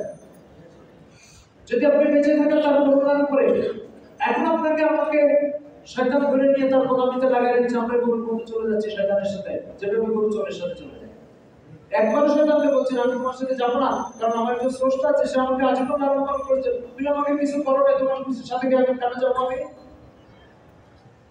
20,000 টাকা 30,000 টাকা দিয়ে যদি একটা লোককে 10 ঘন্টার জন্য তার বাড়িতে গোলাম বানানো যায়, তার অফিসে গোলাম বানানো যায়, কেয়ারটেকারের চাকরি দেওয়া যায়, ফ্যাক্টরিতে গোলাম বানানো যায় 30,000 টাকা স্যালারি দিয়ে, আমাকে আল্লাহ মাথার থেকে পা পর্যন্ত তৈরি করে দিয়েছেন। এটা 30,000 টাকার বেশি দাম না কম দাম? কত বেশি হবে? 30,000 টাকা দিয়ে যদি তাকে 10 ঘন্টার জন্য ফ্যাক্টরিতে গোলাম বানানো যায়, তাহলে আল্লাহ তাআলা পুরো দেহ তৈরি করে দিয়ে কত ঘন্টা গোলাম বানানোর অধিকার রাখেন বলেন? এই উপলব্ধি নাই কেন? নাই, এটা জীবজন্তুর উপলব্ধি। এই জীবজন্তুর উপলব্ধি শূন্য হয়ে থাকে। এই জন্য আল্লাহ তাআলা বলছে আল্লাহর গোলামের অনুভূতি যখন বিচ্যুত, গোলামের অনুভূতি থেকে মানুষ যখন বিচ্যুত হয়, তাদেরকে জীবজন্তুর সাথে তুলনা করেছেন, কারণ জীবজন্তুর সাথে ওয়াফাদারি নেই। অর্থাৎ মালিক আমাকে তৈরি করেছে, তার গোলাম করতে এই চেতনা শূন্য হয়ে থাকে। মোহতারাম হাজিরিন, তো বলছিলাম আল্লাহ তাআলা আমাদেরকে কি লক্ষ্যে তৈরি করেছে? বলেন কি লক্ষ্যে? এটা স্বীকারোক্তি, এটা ঈমানের অংশ। এটা আল্লাহ তাআলা আমাকে গোলামের জন্য তৈরি করেছে, এটা স্বীকারোক্তি, এটা ঈমানের অংশ। সুতরাং আল্লাহ আমাকে গোলামের জন্য তৈরি করেছে। গোলামের থেকে আপনি বিচ্যুত হলে আপনার পরিচয় চেঞ্জ হয়ে যাবে। গোলামের থেকে আপনি যখন বিচ্যুত হবেন আপনার ঠিকানা চেঞ্জ হয়ে যাবে। এবার শুনেন, গোলামি থেকে যখন বিচ্যুত হয়ে যায় তখন মূল লক্ষ্য থেকে বিচ্যুত হলে ওই বস্তুর আর কোনো মূল্য থাকে না। উদাহরণস্বরূপ, এই বোতলটাতে যতক্ষণ পানি আছে ততক্ষণ এই বোতলটা ঠিকানা এক জায়গায়, মূল্য আছে, দাম আছে, মানুষের আগ্রহ আছে। পানিটা খাওয়া হয়ে যাওয়ার পরে এটার ঠিকানা ডাস্টবিন। এর ঠিকানা কি? আরো সহজ উদাহরণ, বাদামের ভিতরে একটা দানা আছে আর উপরে একটা খোসা আছে। যতক্ষণ খোসাটা দানার সাথে লেগে থাকবে ততক্ষণ এটার কেজি 200 টাকা। খোসার কেজিও 200 টাকা, বাদামের কেজিও 200 টাকা। বাদাম হচ্ছে দানাটা মূল লক্ষ্য। এই লক্ষ্য থেকে খোসাটা যখন আলাদা হয়ে যাবে, খোসার দাম কত টাকা কেজি হবে? বড় দাম আছে কেন? আগে 200 টাকা কেজি বিক্রি হলে এখন দাম নেই কেন? বলেন, মূল লক্ষ্য থেকে বিচ্যুত হয়ে গেছে। ঠিক আল্লাহ তাআলার গোলামি হচ্ছে আপনার ভিতরে বাদামের দানা, আর আমি আপনি হচ্ছে খোসা। আমার আপনার মূল্য আল্লাহ তাআলার কাছে ততক্ষণ যতক্ষণ ভিতরে দানা আছে, অর্থাৎ আল্লাহর গোলামি আছে, তখন 200 টাকা কেজি। যদি গোলামি না থেকে আর দানা বেরিয়ে যায়, তখন আমার আপনার মূল্য হচ্ছে খোসা। খোসাকে যখন কাউকে ফ্রি দিলেও নিবে না, আমাকে আপনাকে ফ্রি দিলেও আল্লাহ তাআলা গ্রহণ করবে না। বিষয়টা যদি আরেকটু ক্লিয়ার বুঝতে চাই, আরেকটা উদাহরণ দিচ্ছি। আমি একটা বাড়ি ভাড়া দিব, আপনি ভাড়া দিবেন। বাড়িতে বাথরুম আছে কিন্তু বেডরুম নেই। কে কে ভাড়া দিবেন? আচ্ছা, বেডরুম আর বাথরুমের ফিলোসফিটাকে একটু শুনে। একটা বাড়িতে দুই ধরনের জিনিস থাকে, বেডরুম, বাথরুম। বাথরুম এটা জরুরত, প্রয়োজন, কিন্তু বাড়ি তৈরির মূল উদ্দেশ্য। কারণ বাথরুম এটা ট্রেনও থাকে, প্লেনও থাকে, রাস্তার পাশে পাবলিক টয়লেট থাকে। কিন্তু প্লেনের ওঠার উদ্দেশ্য কি বাথরুমে যাওয়া? ট্রেনের ওঠার উদ্দেশ্য কি বাথরুমে যাওয়া? তাহলে বাথরুম সেখানে আছে কিন্তু উদ্দেশ্য না, এটা প্রয়োজন, জরুরত। তো বাথরুম জরুরত হয়ে থাকে, বাথরুম মূল উদ্দেশ্য হয়ে থাকে না। বাড়ি তৈরির মূল উদ্দেশ্য হচ্ছে বেডরুম, কারণ বাড়ি তৈরি করতে হয় রোদ বৃষ্টি শীত থেকে বাঁচার জন্য। আর এই কাজে সহযোগিতা হয় বেডরুম থেকে, না বাথরুম থেকে? তাহলে বাড়ি তৈরির মূল উদ্দেশ্য বেডরুম না বাথরুম? বেডরুম। আর বাথরুম প্রয়োজন, জরুরত। কথা বুঝা গেছে? এখন আমার বাড়িতে ভালো ভালো বাথরুম আছে 4টা 5টা 10টা, বেডরুম একটা নেই, আপনাকে এটা ভাড়া দিবেন আমার ভাই। আমার বাড়ির গ্রহণযোগ্যতা শেষ হয়ে গেলে কেন আপনার কাছে? বেডরুম নেই কারণে, আর বেডরুম মূল লক্ষ্য হয়ে থাকে। তাহলে এবার আপনার জিন্দেগির মূল লক্ষ্য হচ্ছে আল্লাহ নির্ধারণ করেছেন আল্লাহর গোলামি। এই গোলামি যদি আপনার জীবনে না থাকে, তো বেডরুম শূন্য বাড়ির যেমন আপনার কাছে গ্রহণযোগ্যতা নাই, গোলামি শূন্য জীবনের কোনো গ্রহণযোগ্যতা আল্লাহর কাছে নেই। আর যে বাড়ি শুধু বাথরুম দিয়ে ভর্তি, সে বাড়িতে বাড়ি বলা হয় না, ল্যাট্রিন বলা হয়। কি বলা হয়? ল্যাট্রিন। এই জন্য ভালো করে শুনুন, পয়সা কামানো এটা আমার জীবনের প্রয়োজন কিন্তু লক্ষ্য নয়। পয়সা কি প্রয়োজন কিন্তু কি নয়, লক্ষ্য নয়। পয়সা না কামালে আমাকে চুরি করতে হবে, পয়সা না কামালে আমাকে নীতিহীনতার সাথে জড়িত হতে হবে, এই জন্য এটা জরুরত, কিন্তু এটা লক্ষ্য নয়। লক্ষ্য আল্লাহর গোলাম, লক্ষ্য কি আল্লাহর গোলাম। এখন দ্বীনের সঠিক বুঝ না থাকার কারণে নবীরা যে তালিম, যে শিক্ষা মানব জাতির মধ্যে প্রচার করেছেন, সেটা সঠিকভাবে না বোঝার কারণে, উপলব্ধি না করার কারণে আমরা এখন অর্থবিত্ত কামানো, যেটা জীবনের প্রয়োজন ছিল, সেটাকে জীবনের লক্ষ্য বানিয়েছি। আর লক্ষ্য সংরক্ষণের ব্যাপারে চরম উদাসীন হয়েছে। এমনকি কোনো কোনো জীবনের লক্ষ্য তো নাই, লক্ষ্যের কথা বলে হাসি ঠাট্টা করা হয়। সুতরাং একটা লোক ফরজ নামাজের পরে 5 মিনিট মসজিদে বসে আল্লাহর জিকির করছে, আল্লাহর কাছে কাঁদছে, আরেকজন এসে বলছে এইভাবে মসজিদে বসে থাকলে কি সংসার চলবে? বলা হয় কিনা? কি হলো বিষয়টা?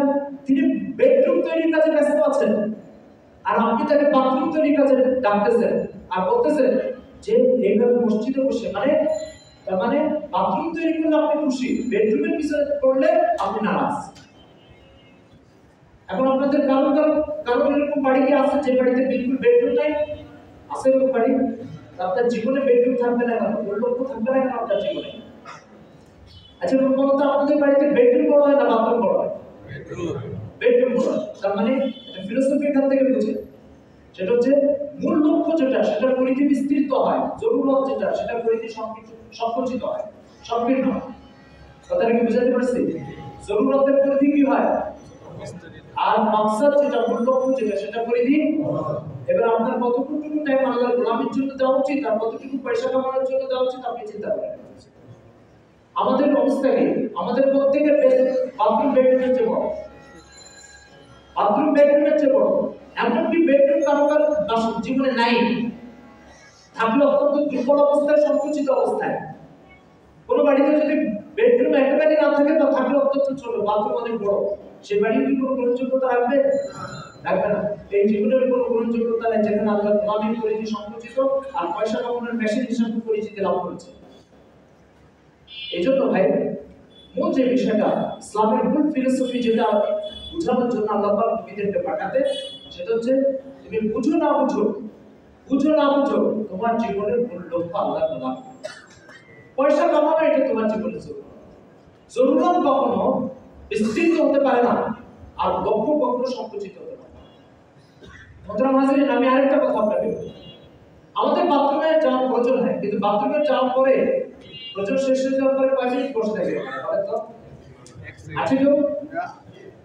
যেতে হবে, কোনো সন্দেহ নাই, প্রয়োজন পূর্ণ করতে হবে, কোনো সন্দেহ নাই, কিন্তু কাজ শেষ হওয়ার পরে বেরিয়ে আসে।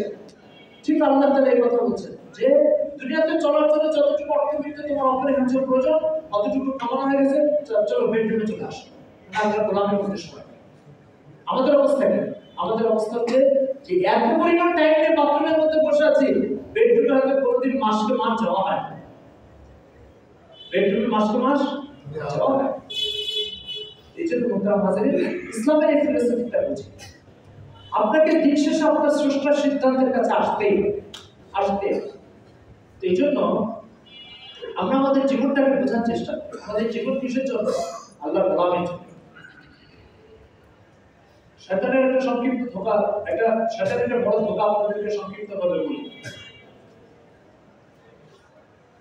আমাদের সমাজে একটা লোক, এক্সেলের লোক, ভাইরাল মানুষ, তুমি চিন্তা করো আমাকে মসজিদে যে আল্লাহকে সেজদা দেওয়ার দরকার নেই, কারণ আমি তো সমাজে ভাইরাল মানুষ। আরেকজন চিন্তা করে আমি তো শিল্পপতি, ইবাদত বান্দিকে যা করবে গরিব রিকশাওয়ালা ভ্যানাদার করবে। আরেকজন চিন্তা করে আমি তো সমাজে একজন বড় নেতা, আমার মসজিদে যাওয়ার দরকার নেই, কারণ আমি তো পার্লামেন্টে যাই। আরেকজন চিন্তা করে আমার মসজিদে যাওয়ার দরকার, কারণ আমি তো মন্ত্রী, আমি তো মন্ত্রণালয়ে যাই। সমাজে একজন নামি দামি মানুষ কেন আমাকে মসজিদে যেতে হবে? মসজিদে যে মন্ত্রী না তারা যায়, যারা পার্লামেন্টে যায় না তারা যায়। এই ধরনের একটা মানসিক অবস্থা আমাদের সমাজে বিরাজমান কিনা বলে। এবার শুনেন বাস্তবতা কি। একটা কলা আপনি একটা দোকান থেকে কিনলেন, দুইটা জিনিস আছে এই কলার ভিতরে, সাদা অংশ আছে, উপরে সিল্কা আছে। ভিতরে সাদা অংশটা খুলে নিয়ে আপনি খেয়ে ফেললেন, সিল্কাটা ফেলে দিলেন। এই সিল্কাটা আপনার কাছে কোনো মূল্য নেই, কিন্তু আল্লাহর এক ধরনের সৃষ্টির কাছে এটার মূল্য আছে। ছাগল খুব মজা করে খাবে এটা, খাবে কিনা? তাহলে সিল্কার মূল্য আপনার কাছে না থাকলে ছাগলের কাছে এটার মূল্য আছে। আল্লাহর এক ধরনের সৃষ্টির কাছে এটার গ্রহণযোগ্যতা আছে, কিন্তু ছাগলের কাছে গ্রহণযোগ্যতা কি কলার ভিতরে থাকা অবস্থায় যে গ্রহণযোগ্যতা সেটার বিকল্প হতে পারে?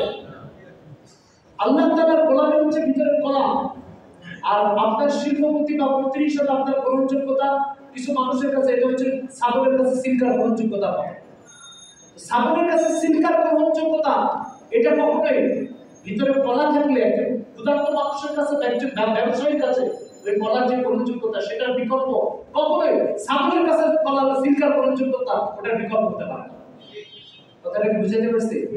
এই জন্য শিল্পপতি হিসেবে আপনার গ্রহণযোগ্যতা এটা সিল্কার গ্রহণযোগ্যতা ছাগলের কাছে, মন্ত্রী হিসেবে আপনার গ্রহণযোগ্যতা, ভাইরাল হিসেবে আপনার গ্রহণযোগ্যতা এটা হচ্ছে ছাগলের কাছে সিল্কার গ্রহণযোগ্যতা মতো। কিন্তু ওই কলার ভিতরে কলা থাকলে যে গ্রহণযোগ্যতা একজন ক্ষুধার্ত মানুষ বা একজন ব্যবসায়ীর কাছে থাকে, সেই গ্রহণযোগ্যতা কখনোই, সেই গ্রহণযোগ্যতা ধারে কাছে কখনো ছাগলের কাছে সিল্কার গ্রহণযোগ্যতা আসতে পারে না। এই জন্য আপনার গোলামের হচ্ছে উদ্দেশ্য, এটা যখন বেরিয়ে যাবে তখন যত জায়গায় যত গ্রহণযোগ্যতা আপনার থাকতে পারে, এই গ্রহণযোগ্যতা মোটেও আপনার গ্রহণযোগ্য, আপনার গ্রহণযোগ্যতা যতক্ষণ ভিতরে সিল্ক কলা আছে, আর কলা থাকলে তখন এটা ক্ষুধার্ত মানুষ। আর ক্ষুধার্ত মানুষ বলতে এখানে বোঝানো হচ্ছে আপনার স্রষ্টা, যেটা আপনার থেকে ইবাদত চায়। কথাটা কি বুঝাতে পারছি ভাই? এই জন্য আমরা কেউ ইবাদত আল্লাহর গোলামি বেড়ে গেলে তারপরে যে সমাজের গ্রহণযোগ্যতা আমাদের, সেই গ্রহণযোগ্যতাটাকে কখনোই আল্লাহর কাছে গ্রহণযোগ্যতার বিকল্প ভাবার চেষ্টা না করি। কথাটা কি বুঝাতে পারছি ভাই? আরেকটা কথা, মানব জীবনের 3টা পার্ট। একটা পার্ট মাতৃ গর্ভে 10 মাস পার করে এসেছে, আর 50-60 বছরের একটা টাইম এখানে পার হচ্ছে। আরেকটা টাইম অনন্তকাল। প্রথম যে 10 মাস মায়ের গর্ভে, এটার উদ্দেশ্য হচ্ছে মাতৃদেহ মানব দেহের পূর্ণতা লাভ। এই 10 মাসে আল্লাহ হাত, চোখ, নাক ইত্যাদি এখানে আসলে লাগবে, পা লাগবে, চোখ লাগবে, এটা এখানে আসার আগে আল্লাহ দিয়ে দেন।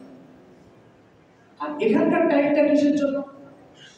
যে এখানকার টাইমটা হচ্ছে আখিরাতের অনন্তকালে কিছু জিনিস লাগবে, সেটা হচ্ছে ঈমান আর আমল। সেই ঈমান আর আমল বিনির্মাণ করার জন্য এখানে। তো প্রথম 10 মাস হচ্ছে দেহ বিনির্মাণের জন্য, আর এখানে 50-60 বছর কি বিনির্মাণের জন্য? ঈমান আর আমলের পুঁজি নির্মাণ করার জন্য, আখিরাত হচ্ছে ভোগ করার জন্য। মোহতারাম হাজিরিন, কোরআনের একটা দায়িত্বহীন বক্তব্য, মাতৃগর্ভের যে টাইমটা দেহ বিনির্মাণের জন্য, সেখানে যদি আপনি হাত না নিয়ে, পা না নিয়ে কোনো ঘাটতি রেখে চলে আসেন, এখানে সেটা পূরণের কোনো ব্যবস্থা নেই। এখানে যেটা নির্মাণের টাইম, ঈমান আর আমল নির্মাণ, সেই ঈমান আর আমল যদি আপনি এখান থেকে না নিয়ে চলে যান, আখিরাতের জগতে এটা বিনির্মাণের কোনো ব্যবস্থা নেই। সুতরাং যেটা যেখান থেকে নেওয়ার দরকার সেটা সেখান থেকে নিয়ে বেরোতে হবে। সুতরাং কেউ যদি এই ভুল করে যে আমি ঈমান আর আমল এখানে তৈরি করবো না, ওখানে যে দেখা যাবে, তাহলে সে এই কথা বলছেন মাতৃগর্ভে পা না নিয়ে চলে যাব, দুনিয়াতে যেয়ে দেখব। দুনিয়াতে যে কি দেখবেন আপনি? দেখবেন যে প্রভাব চলতেছে, তার হিসেবে পানি চলতেছে। এই জন্য মোহতারাম হাজিরিন, এই ভুল কাজ না, যেটা যেখান থেকে নিয়ে যাওয়ার দরকার সেখান থেকে সেটা পূর্ণতা নিয়ে যায়। মাতৃগর্ভের থেকে পা না নিয়ে আসলে সারা জীবন ঘুরিয়ে চলতে হবে, চোখ না নিয়ে আসলে সারা জীবন অন্ধত্ব মেনে নিতে হবে, হাত না নিয়ে আসলে সারা জীবন প্রতিপত্তি চলতে হবে। ঠিক এখানে যদি কেউ ঈমান আর আমলের পুঁজি তৈরি করে না যায়, তাহলে আখিরাতের জগতে তাকে সারা জীবন ভোগান্তি পোহাতে হবে, দুর্দিনে পড়তে হবে, প্রতিপত্তিও চলতে হবে, ঘুরিয়ে চলতে হবে। তাহলে বলে ঈমান ও আমল বিনির্মাণের জায়গা কোনটা? দুনিয়া। এখান থেকে ঘাটতি দিয়ে যাওয়ার পরে মানে পূরণের কোনো ব্যবস্থা নেই। এই কথাগুলো কোরআন পৃষ্ঠায় পৃষ্ঠায় বোঝানোর চেষ্টা করছে। পুরা কোরআনের বক্তব্য হচ্ছে এটা, যে এখান থেকে ঈমান আর আমল পরিপূর্ণতা নিয়ে চলে। এটা একটা বিষয়। এর পরের বিষয়টা শোনা, সেটা হচ্ছে মানুষ এরপরে যে বিষয়টা সেটা হচ্ছে কোরআন নিজের পরিচয় সম্পর্কে তিনটা কথা বলছে। একটা কথা হচ্ছে ওয়ানুনাজ্জিলু মিনাল কোরআনি মা হুয়া শিফা, কোরআন একটা ওষুধ। তাহলে মানব সমাজে বিভিন্ন রোগ ব্যাধি ঘুরে বেড়াচ্ছে, কোরআন এটার জন্য ওষুধ, কোরআন এটা এই রোগ ব্যাধির জন্য ওষুধ। কোরআন নিজের একটা পরিচয় দিচ্ছে শিফা ওয়া রাহমা, কোরআন হচ্ছে আল্লাহর করুণা। কোরআন কি? আল্লাহর করুণা। তৃতীয়, কোরআন আরেকটা পরিচয় দিচ্ছে নিজের নিজের ব্যাপারে, ওয়ানজালনা ইলাইকুম নূরাম মুবিনা, আমি আপনার কাছে স্পষ্ট আলো নাযিল করেছি। তো কোরআন নিজের ব্যাপারে তিনটা পরিচয় দিচ্ছে। একটা হচ্ছে কোরআন ওষুধ, কোরআন নিজের ব্যাপারে পরিচয় দিচ্ছে কোরআন আল্লাহর করুণা, কোরআন নিজের ব্যাপারে পরিচয় দিচ্ছে কোরআন আল্লাহর জ্যোতি নূর। এর প্রত্যেকটা বিশ্লেষণ করার জন্য 2-4 ঘন্টা টাইম দরকার। সেই 2-4 ঘন্টা টাইমে আমি শুধু শেফা, কোরআন যে নিজেকে একটা ওষুধ বলছে, মানব জীবনে প্রবেশকারী ব্যাধির ব্যাপারে কোরআন একটা ওষুধ। ওষুধটা কি হবে কোরআন, এটা একটু শোনা দরকার।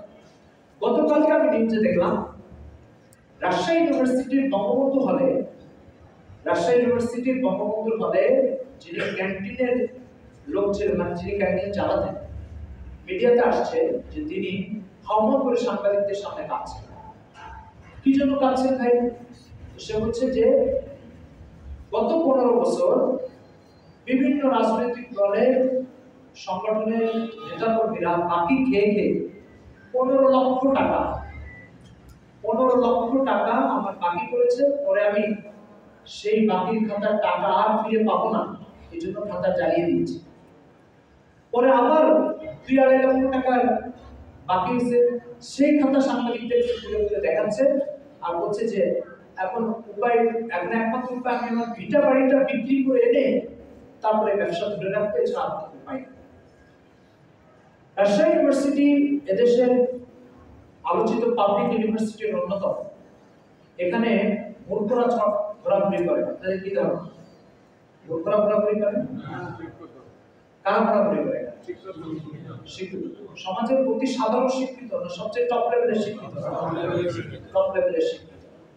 আচ্ছা, যারা বাকি খেয়েছে বা যাদের বিরুদ্ধে বাকি খাওয়ার অভিযোগ উঠেছে, তারা একজন গরিব মানুষের হোটেল থেকে খাবার খেয়ে পয়সা দেব না, তাকে ক্ষতিগ্রস্ত করব, মানবতার বিন্দু মাত্র চিহ্ন যদি এদের ভিতরে থাকতো, তাহলে কখনোই এই কাজ তাদের দ্বারা হতো বলে আমরা ভাবতে পারি না।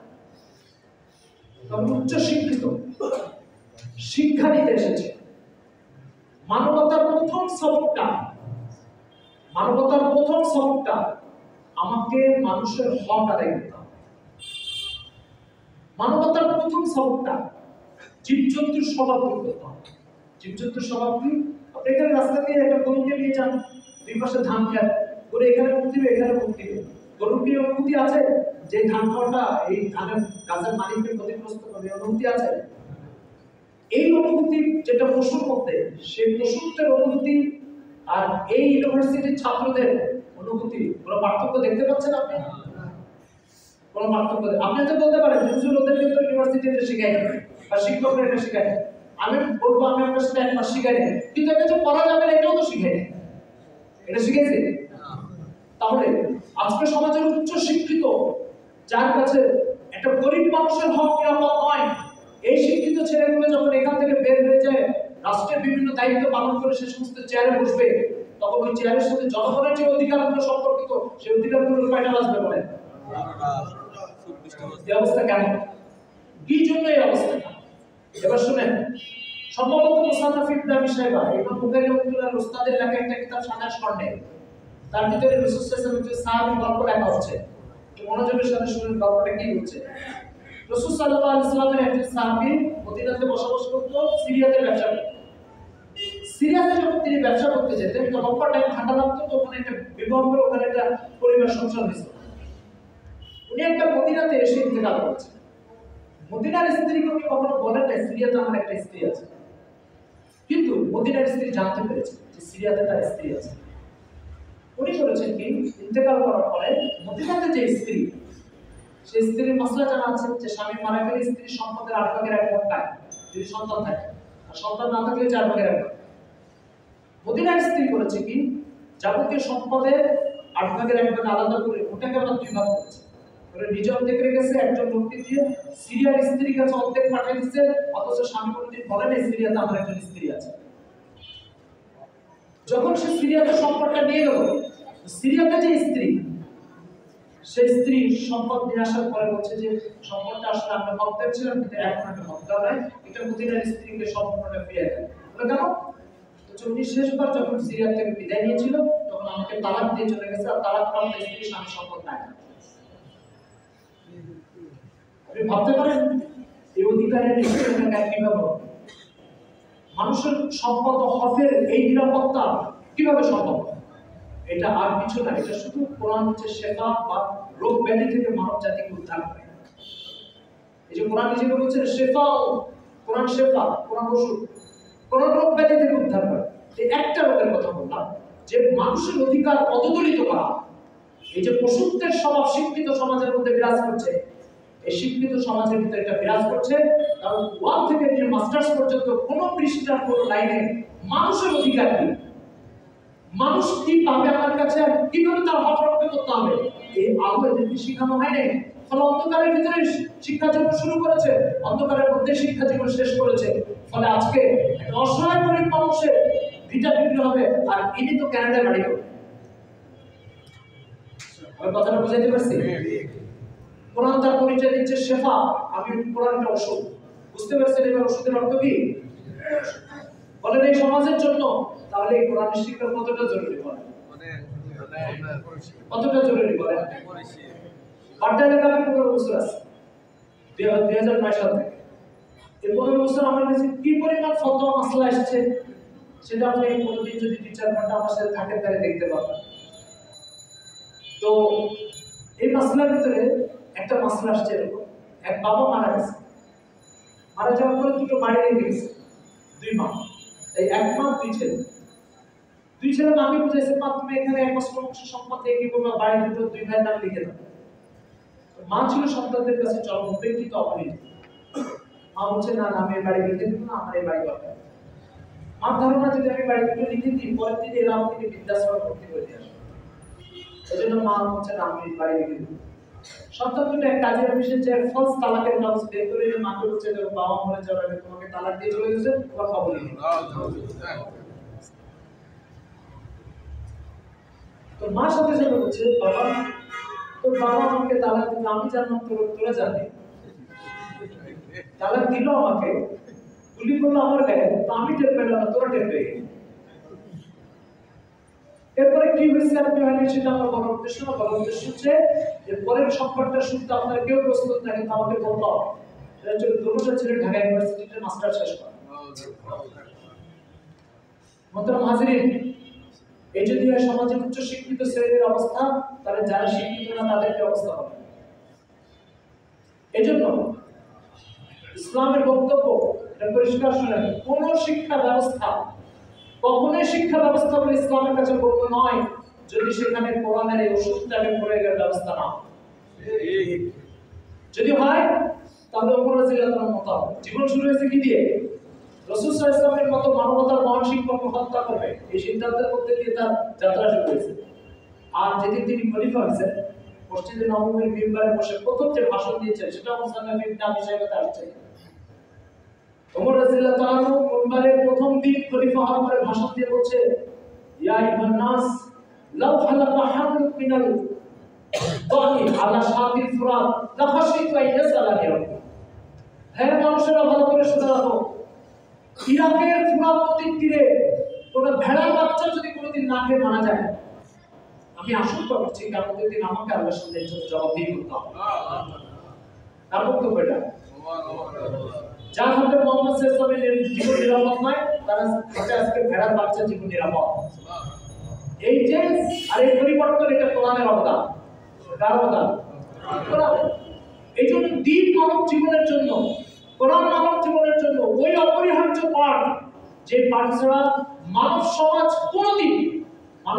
কোনোদিন তার পূর্ণতা পেতে পারে না, শিক্ষা ব্যবস্থা পূর্ণতা পেতে পারে না, শিক্ষিত মানুষ শিক্ষিত বলে দাবি করতে পারবে না, শিক্ষাঙ্গন কখনো নৈরাজ্য থেকে আর সেই হক নষ্ট আর দুর্নীতি থেকে মুক্তি পাবে না যদি এই কোরআন আর দ্বীনের তালিম সেখানে দাঁড়িয়ে না।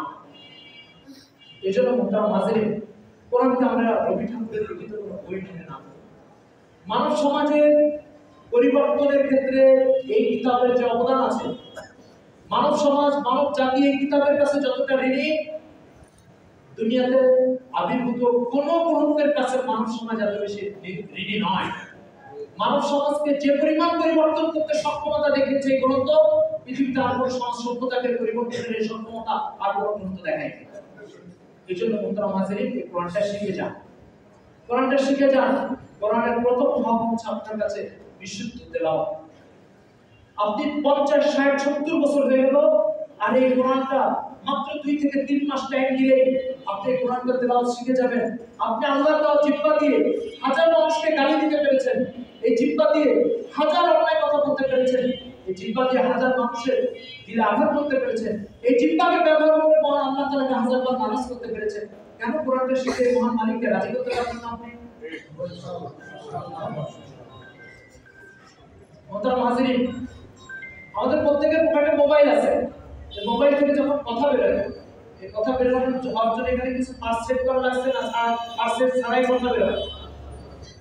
এখান থেকে পার্স সেট করলে যদি কথা বেরোয়, আমার মুখ থেকে কথা বেরোয়, এখানে তো কিছু পার্স সেট করা লাগছে নাকি? এটা তো স্যামসাং কোম্পানির ইঞ্জিনিয়ার করছে, আমারটা কোন ইঞ্জিনিয়ার করছে? হ্যাঁ, এটা তো আল্লাহ বলছেন, সব জিনিসকে তিনি কথা বলার ক্ষমতা দিয়ে রাখেন। মোহতারাম হাজিরিন, এখন যে কোম্পানি এখানে পার্সেন্ট করলো, সে আমার থেকে 30,000 টাকা নিল, আমরা এটাকে বৈধ মনে করি না অবৈধ মনে করি? বৈধ, এটা তার হক। সে এখানে পার্সেন্ট করে আমাকে আমার এই খেদমত করেছে, বলে তার হক, তাকে এটা দিতে হবে। মোহতারাম হাজিরিন, আল্লাহ পাক আমাকে একটা সাউন্ড সিস্টেম চালু করে দিয়েছে। এখন যদি আমি বলি এই সাউন্ড সিস্টেমের উপর আল্লাহ তাআলার একটা হক হচ্ছে বিশুদ্ধভাবে কোরআন শরীফ শেখা, কোন যুক্তিতে আপনি এটাকে অগ্রহণযোগ্য করবেন বলেন? কোন সুযোগ আছে? সুতরাং এটার হক 30,000 টাকা, আর আল্লাহ তাআলা বলছেন বান্দা 30,000 টাকা দিলে তো একটা মোবাইল পেয়েছে, 30,000 টাকা দিয়ে দিছো, আমি তোমাকে সাউন্ড সিস্টেম দিয়েছি, এটাকে যদি কোরআন শেখার কাজে ব্যবহার করো তাহলে আমি তোমাকে এর বিনিময়ে জান্নাতে প্রতি হরফে 10 টাকা করে নেকি দান করব। সুবহানাল্লাহ। আগে সাউন্ড সিস্টেম দিয়েছে, পরে জান্নাত দান করবে, মাঝে আপনাকে 3 মাস সময় দিতে হবে। কেন আপনি ব্যর্থতার পরিচয় দিবেন বলেন? কেন ব্যর্থ? কোন যুক্তিতে আপনি ব্যর্থতার পরিচয় দিবেন?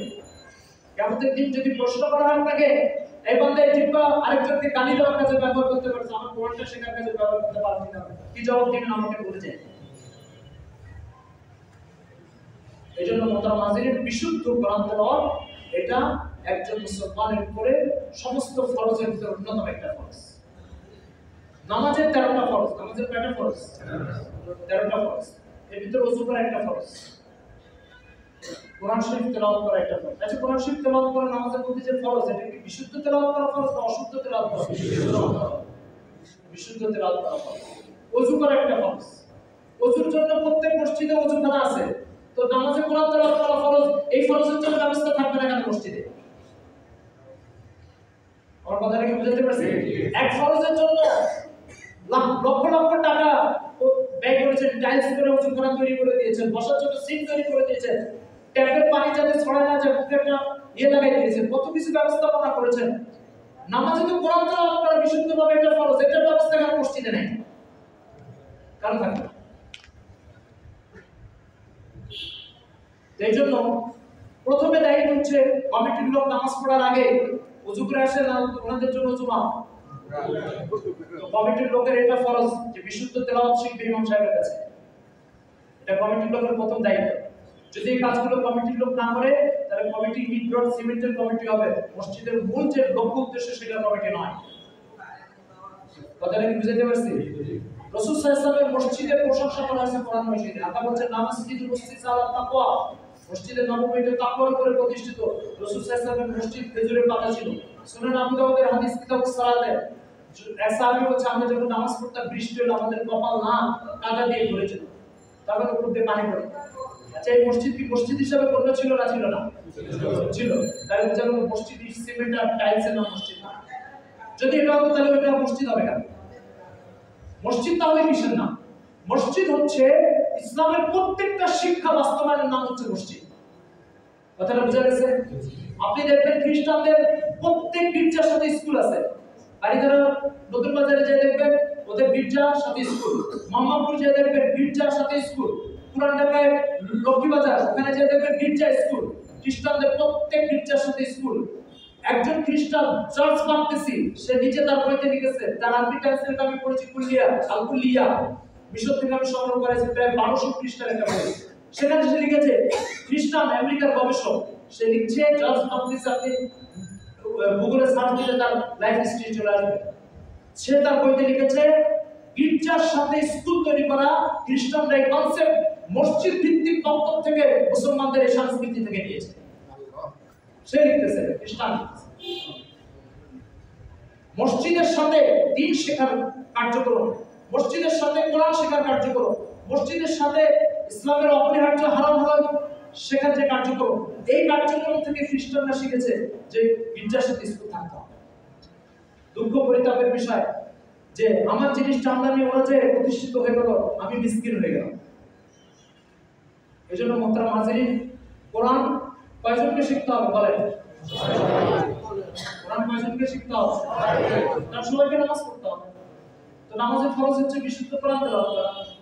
তাহলে কোরআন যদি সবাইকে শিখতে হয়, তাহলে কমিটির সদস্যরা শুরু করবে এবং কমিটির প্রত্যেকটা লোক, এটা বলার কোনো সুযোগ আমি বুড়া হয়ে গেছে। হযরত আবু বকর সিদ্দিক রাদিয়াল্লাহু তাআলা কোরআন শিখেছিলেন বুড়া হয়ে যাওয়ার পরে। ওমর রাদিয়াল্লাহু তাআলা সূরা বাকারা শিখেছেন বুখারী শরীফ আছে। এই সূরা বাকারা শিখেছেন দাড়ি থেকে যাওয়ার পরে। সুতরাং আপনি যদি দাড়ি পাকার পরে শিখেন, বুড়া হয়ে যাওয়ার পরে শিখেন, তাহলে আপনি আবু বকর আর ওমরের বিরুদ্ধে সুন্নতটাকে জিন্দা করবেন। এই জন্য প্রত্যেকে শিখবে, কেউ বাদ যাবে না, কেউ বাদ যাবে না। আমাদের দুই চারটে কার্যক্রমের কথা আপনাদেরকে শোনাই, যাতে আপনারা মানে একটা নমুনা বুঝতে পারেন। আমি যে মসজিদে জুমার দায়িত্ব পালন করি, পোস্ট অফিস করে বিনা মসজিদ বন্ধবাটা, ওখানে আলহামদুলিল্লাহ 80 জন বয়স্ক মানুষ দিন শেখার জন্য নিয়মিত আসা যাওয়া। আমাদের ইমাম সাহেব প্রায় আমাদের উস্তাদ আছে, উস্তাদের কাছে। তো পোস্ট অফিস করে এখন কাটাছেড়া করতেছে, ওই ভাঙাচোরা চলছে। এই জন্য দূরের কিছু ছাত্র এখন কমে সাইডে চলে আসছে, কিন্তু আমাদের নিয়মিত ছাত্ররা আসে। আমাদের এই দিন শেখার একটা কার্যক্রম চলে বোয়াখালী বস্তিতে। আমাদের এই যে হযরত মাওলানা জুবাইর সাহেব ছিল আমাদের বড় ভাই, উনি একদিন যে দেখেছে ওই বোয়াখালী বস্তিতে আমাদের 1800 বাচ্চা আমাদের কোরআন শেখার অধীনে পড়াশোনা করতেছে। 1800 বস্তির বাচ্চা। 3 বছর আগে আমরা যখন স্টার্ট করেছি, তখন আপনি বস্তিতে ঢুকবেন, গালি শুনতে শুনতে আপনার কান ব্যথা হয়ে যায়। এখন ইসলামের সালামের জবাব দিতে দিতে আপনার জিহ্বা ব্যথা হয়ে যায়। 3 বছর আগে ব্যাপক মাদক লেনদেন ছিল, এখন আলহামদুলিল্লাহ অত্যন্ত সীমিত হয়ে এসেছে। কোনো জায়গায় আগে হাঁটলে গাঁজার বন্ধে নাক ধরে আঁকা লাগতো, এখন আলহামদুলিল্লাহ পুরো অবস্থাতে কোথাও নাক ধরে লাগতো। ঠিক আছে, কোরআন ওষুধ, কোরআন কি ওষুধ, যেখানে ঢুকবে ব্যাধি দূর হবে। তা আমি আপনাদের অনুরোধ করবো যে প্রত্যেকে এই কার্যক্রমটাকে স্থায়ী করে চালু রাখা। কথা বুঝে গেছে? তার কথা আমরা বলতে চাচ্ছি না, 10টা বাজে, আমরা আরেকটা প্রধান সপ্তাহে বলতে অপেক্ষা করছেন। আল্লাহ আমাদের সব কটা কথা বুঝার ও মানার তৌফিক দান করুন। আমিন।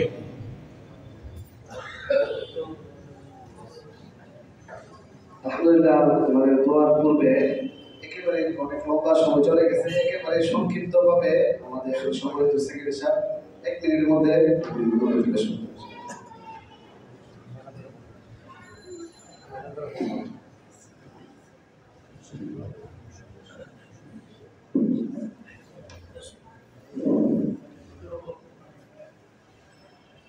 বিসমিল্লাহির রহমানির রহিম।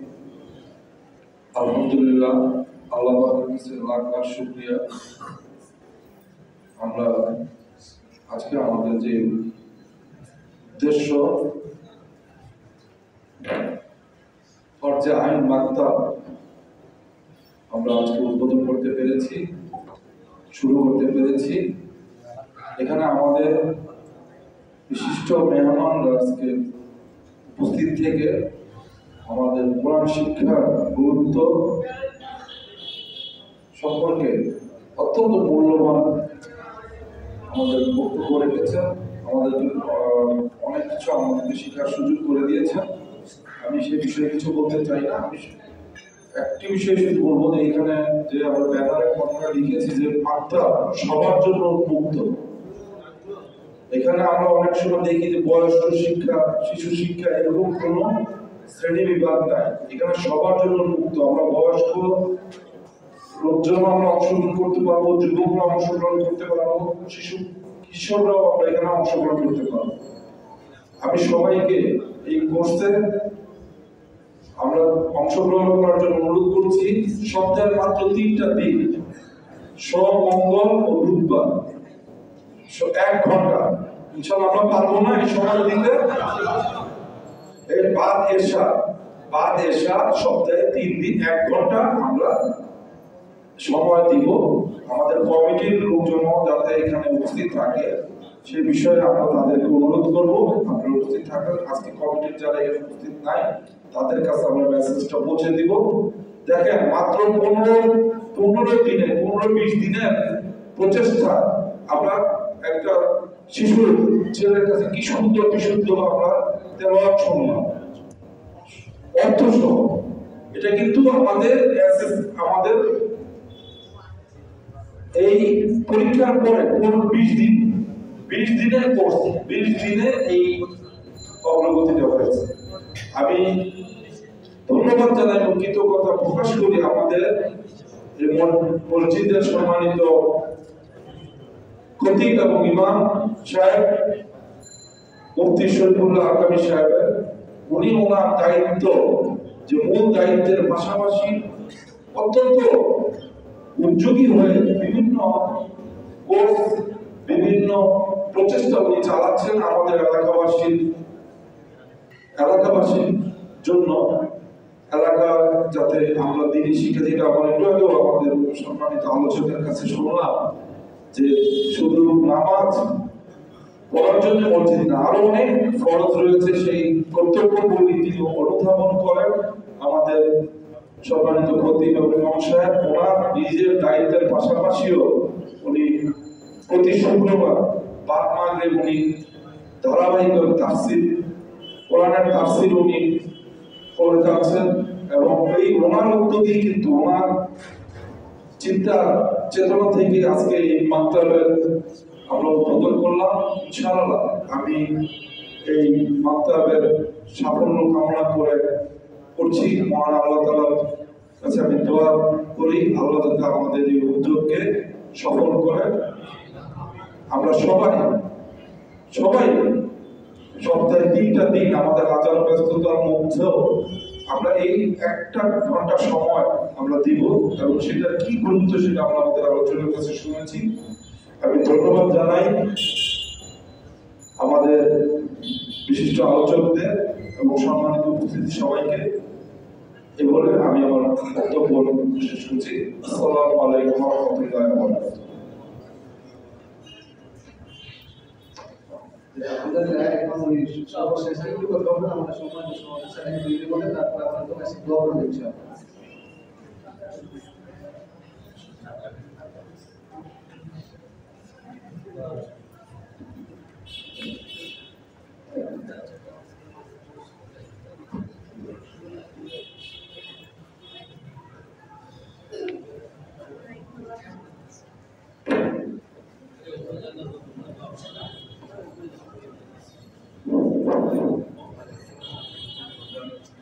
আমরা বসে 2-3 মিনিট আমাদের সম্মানিত সভাপতি সাহেবের কথা পরে মজলিস শেষ হবে।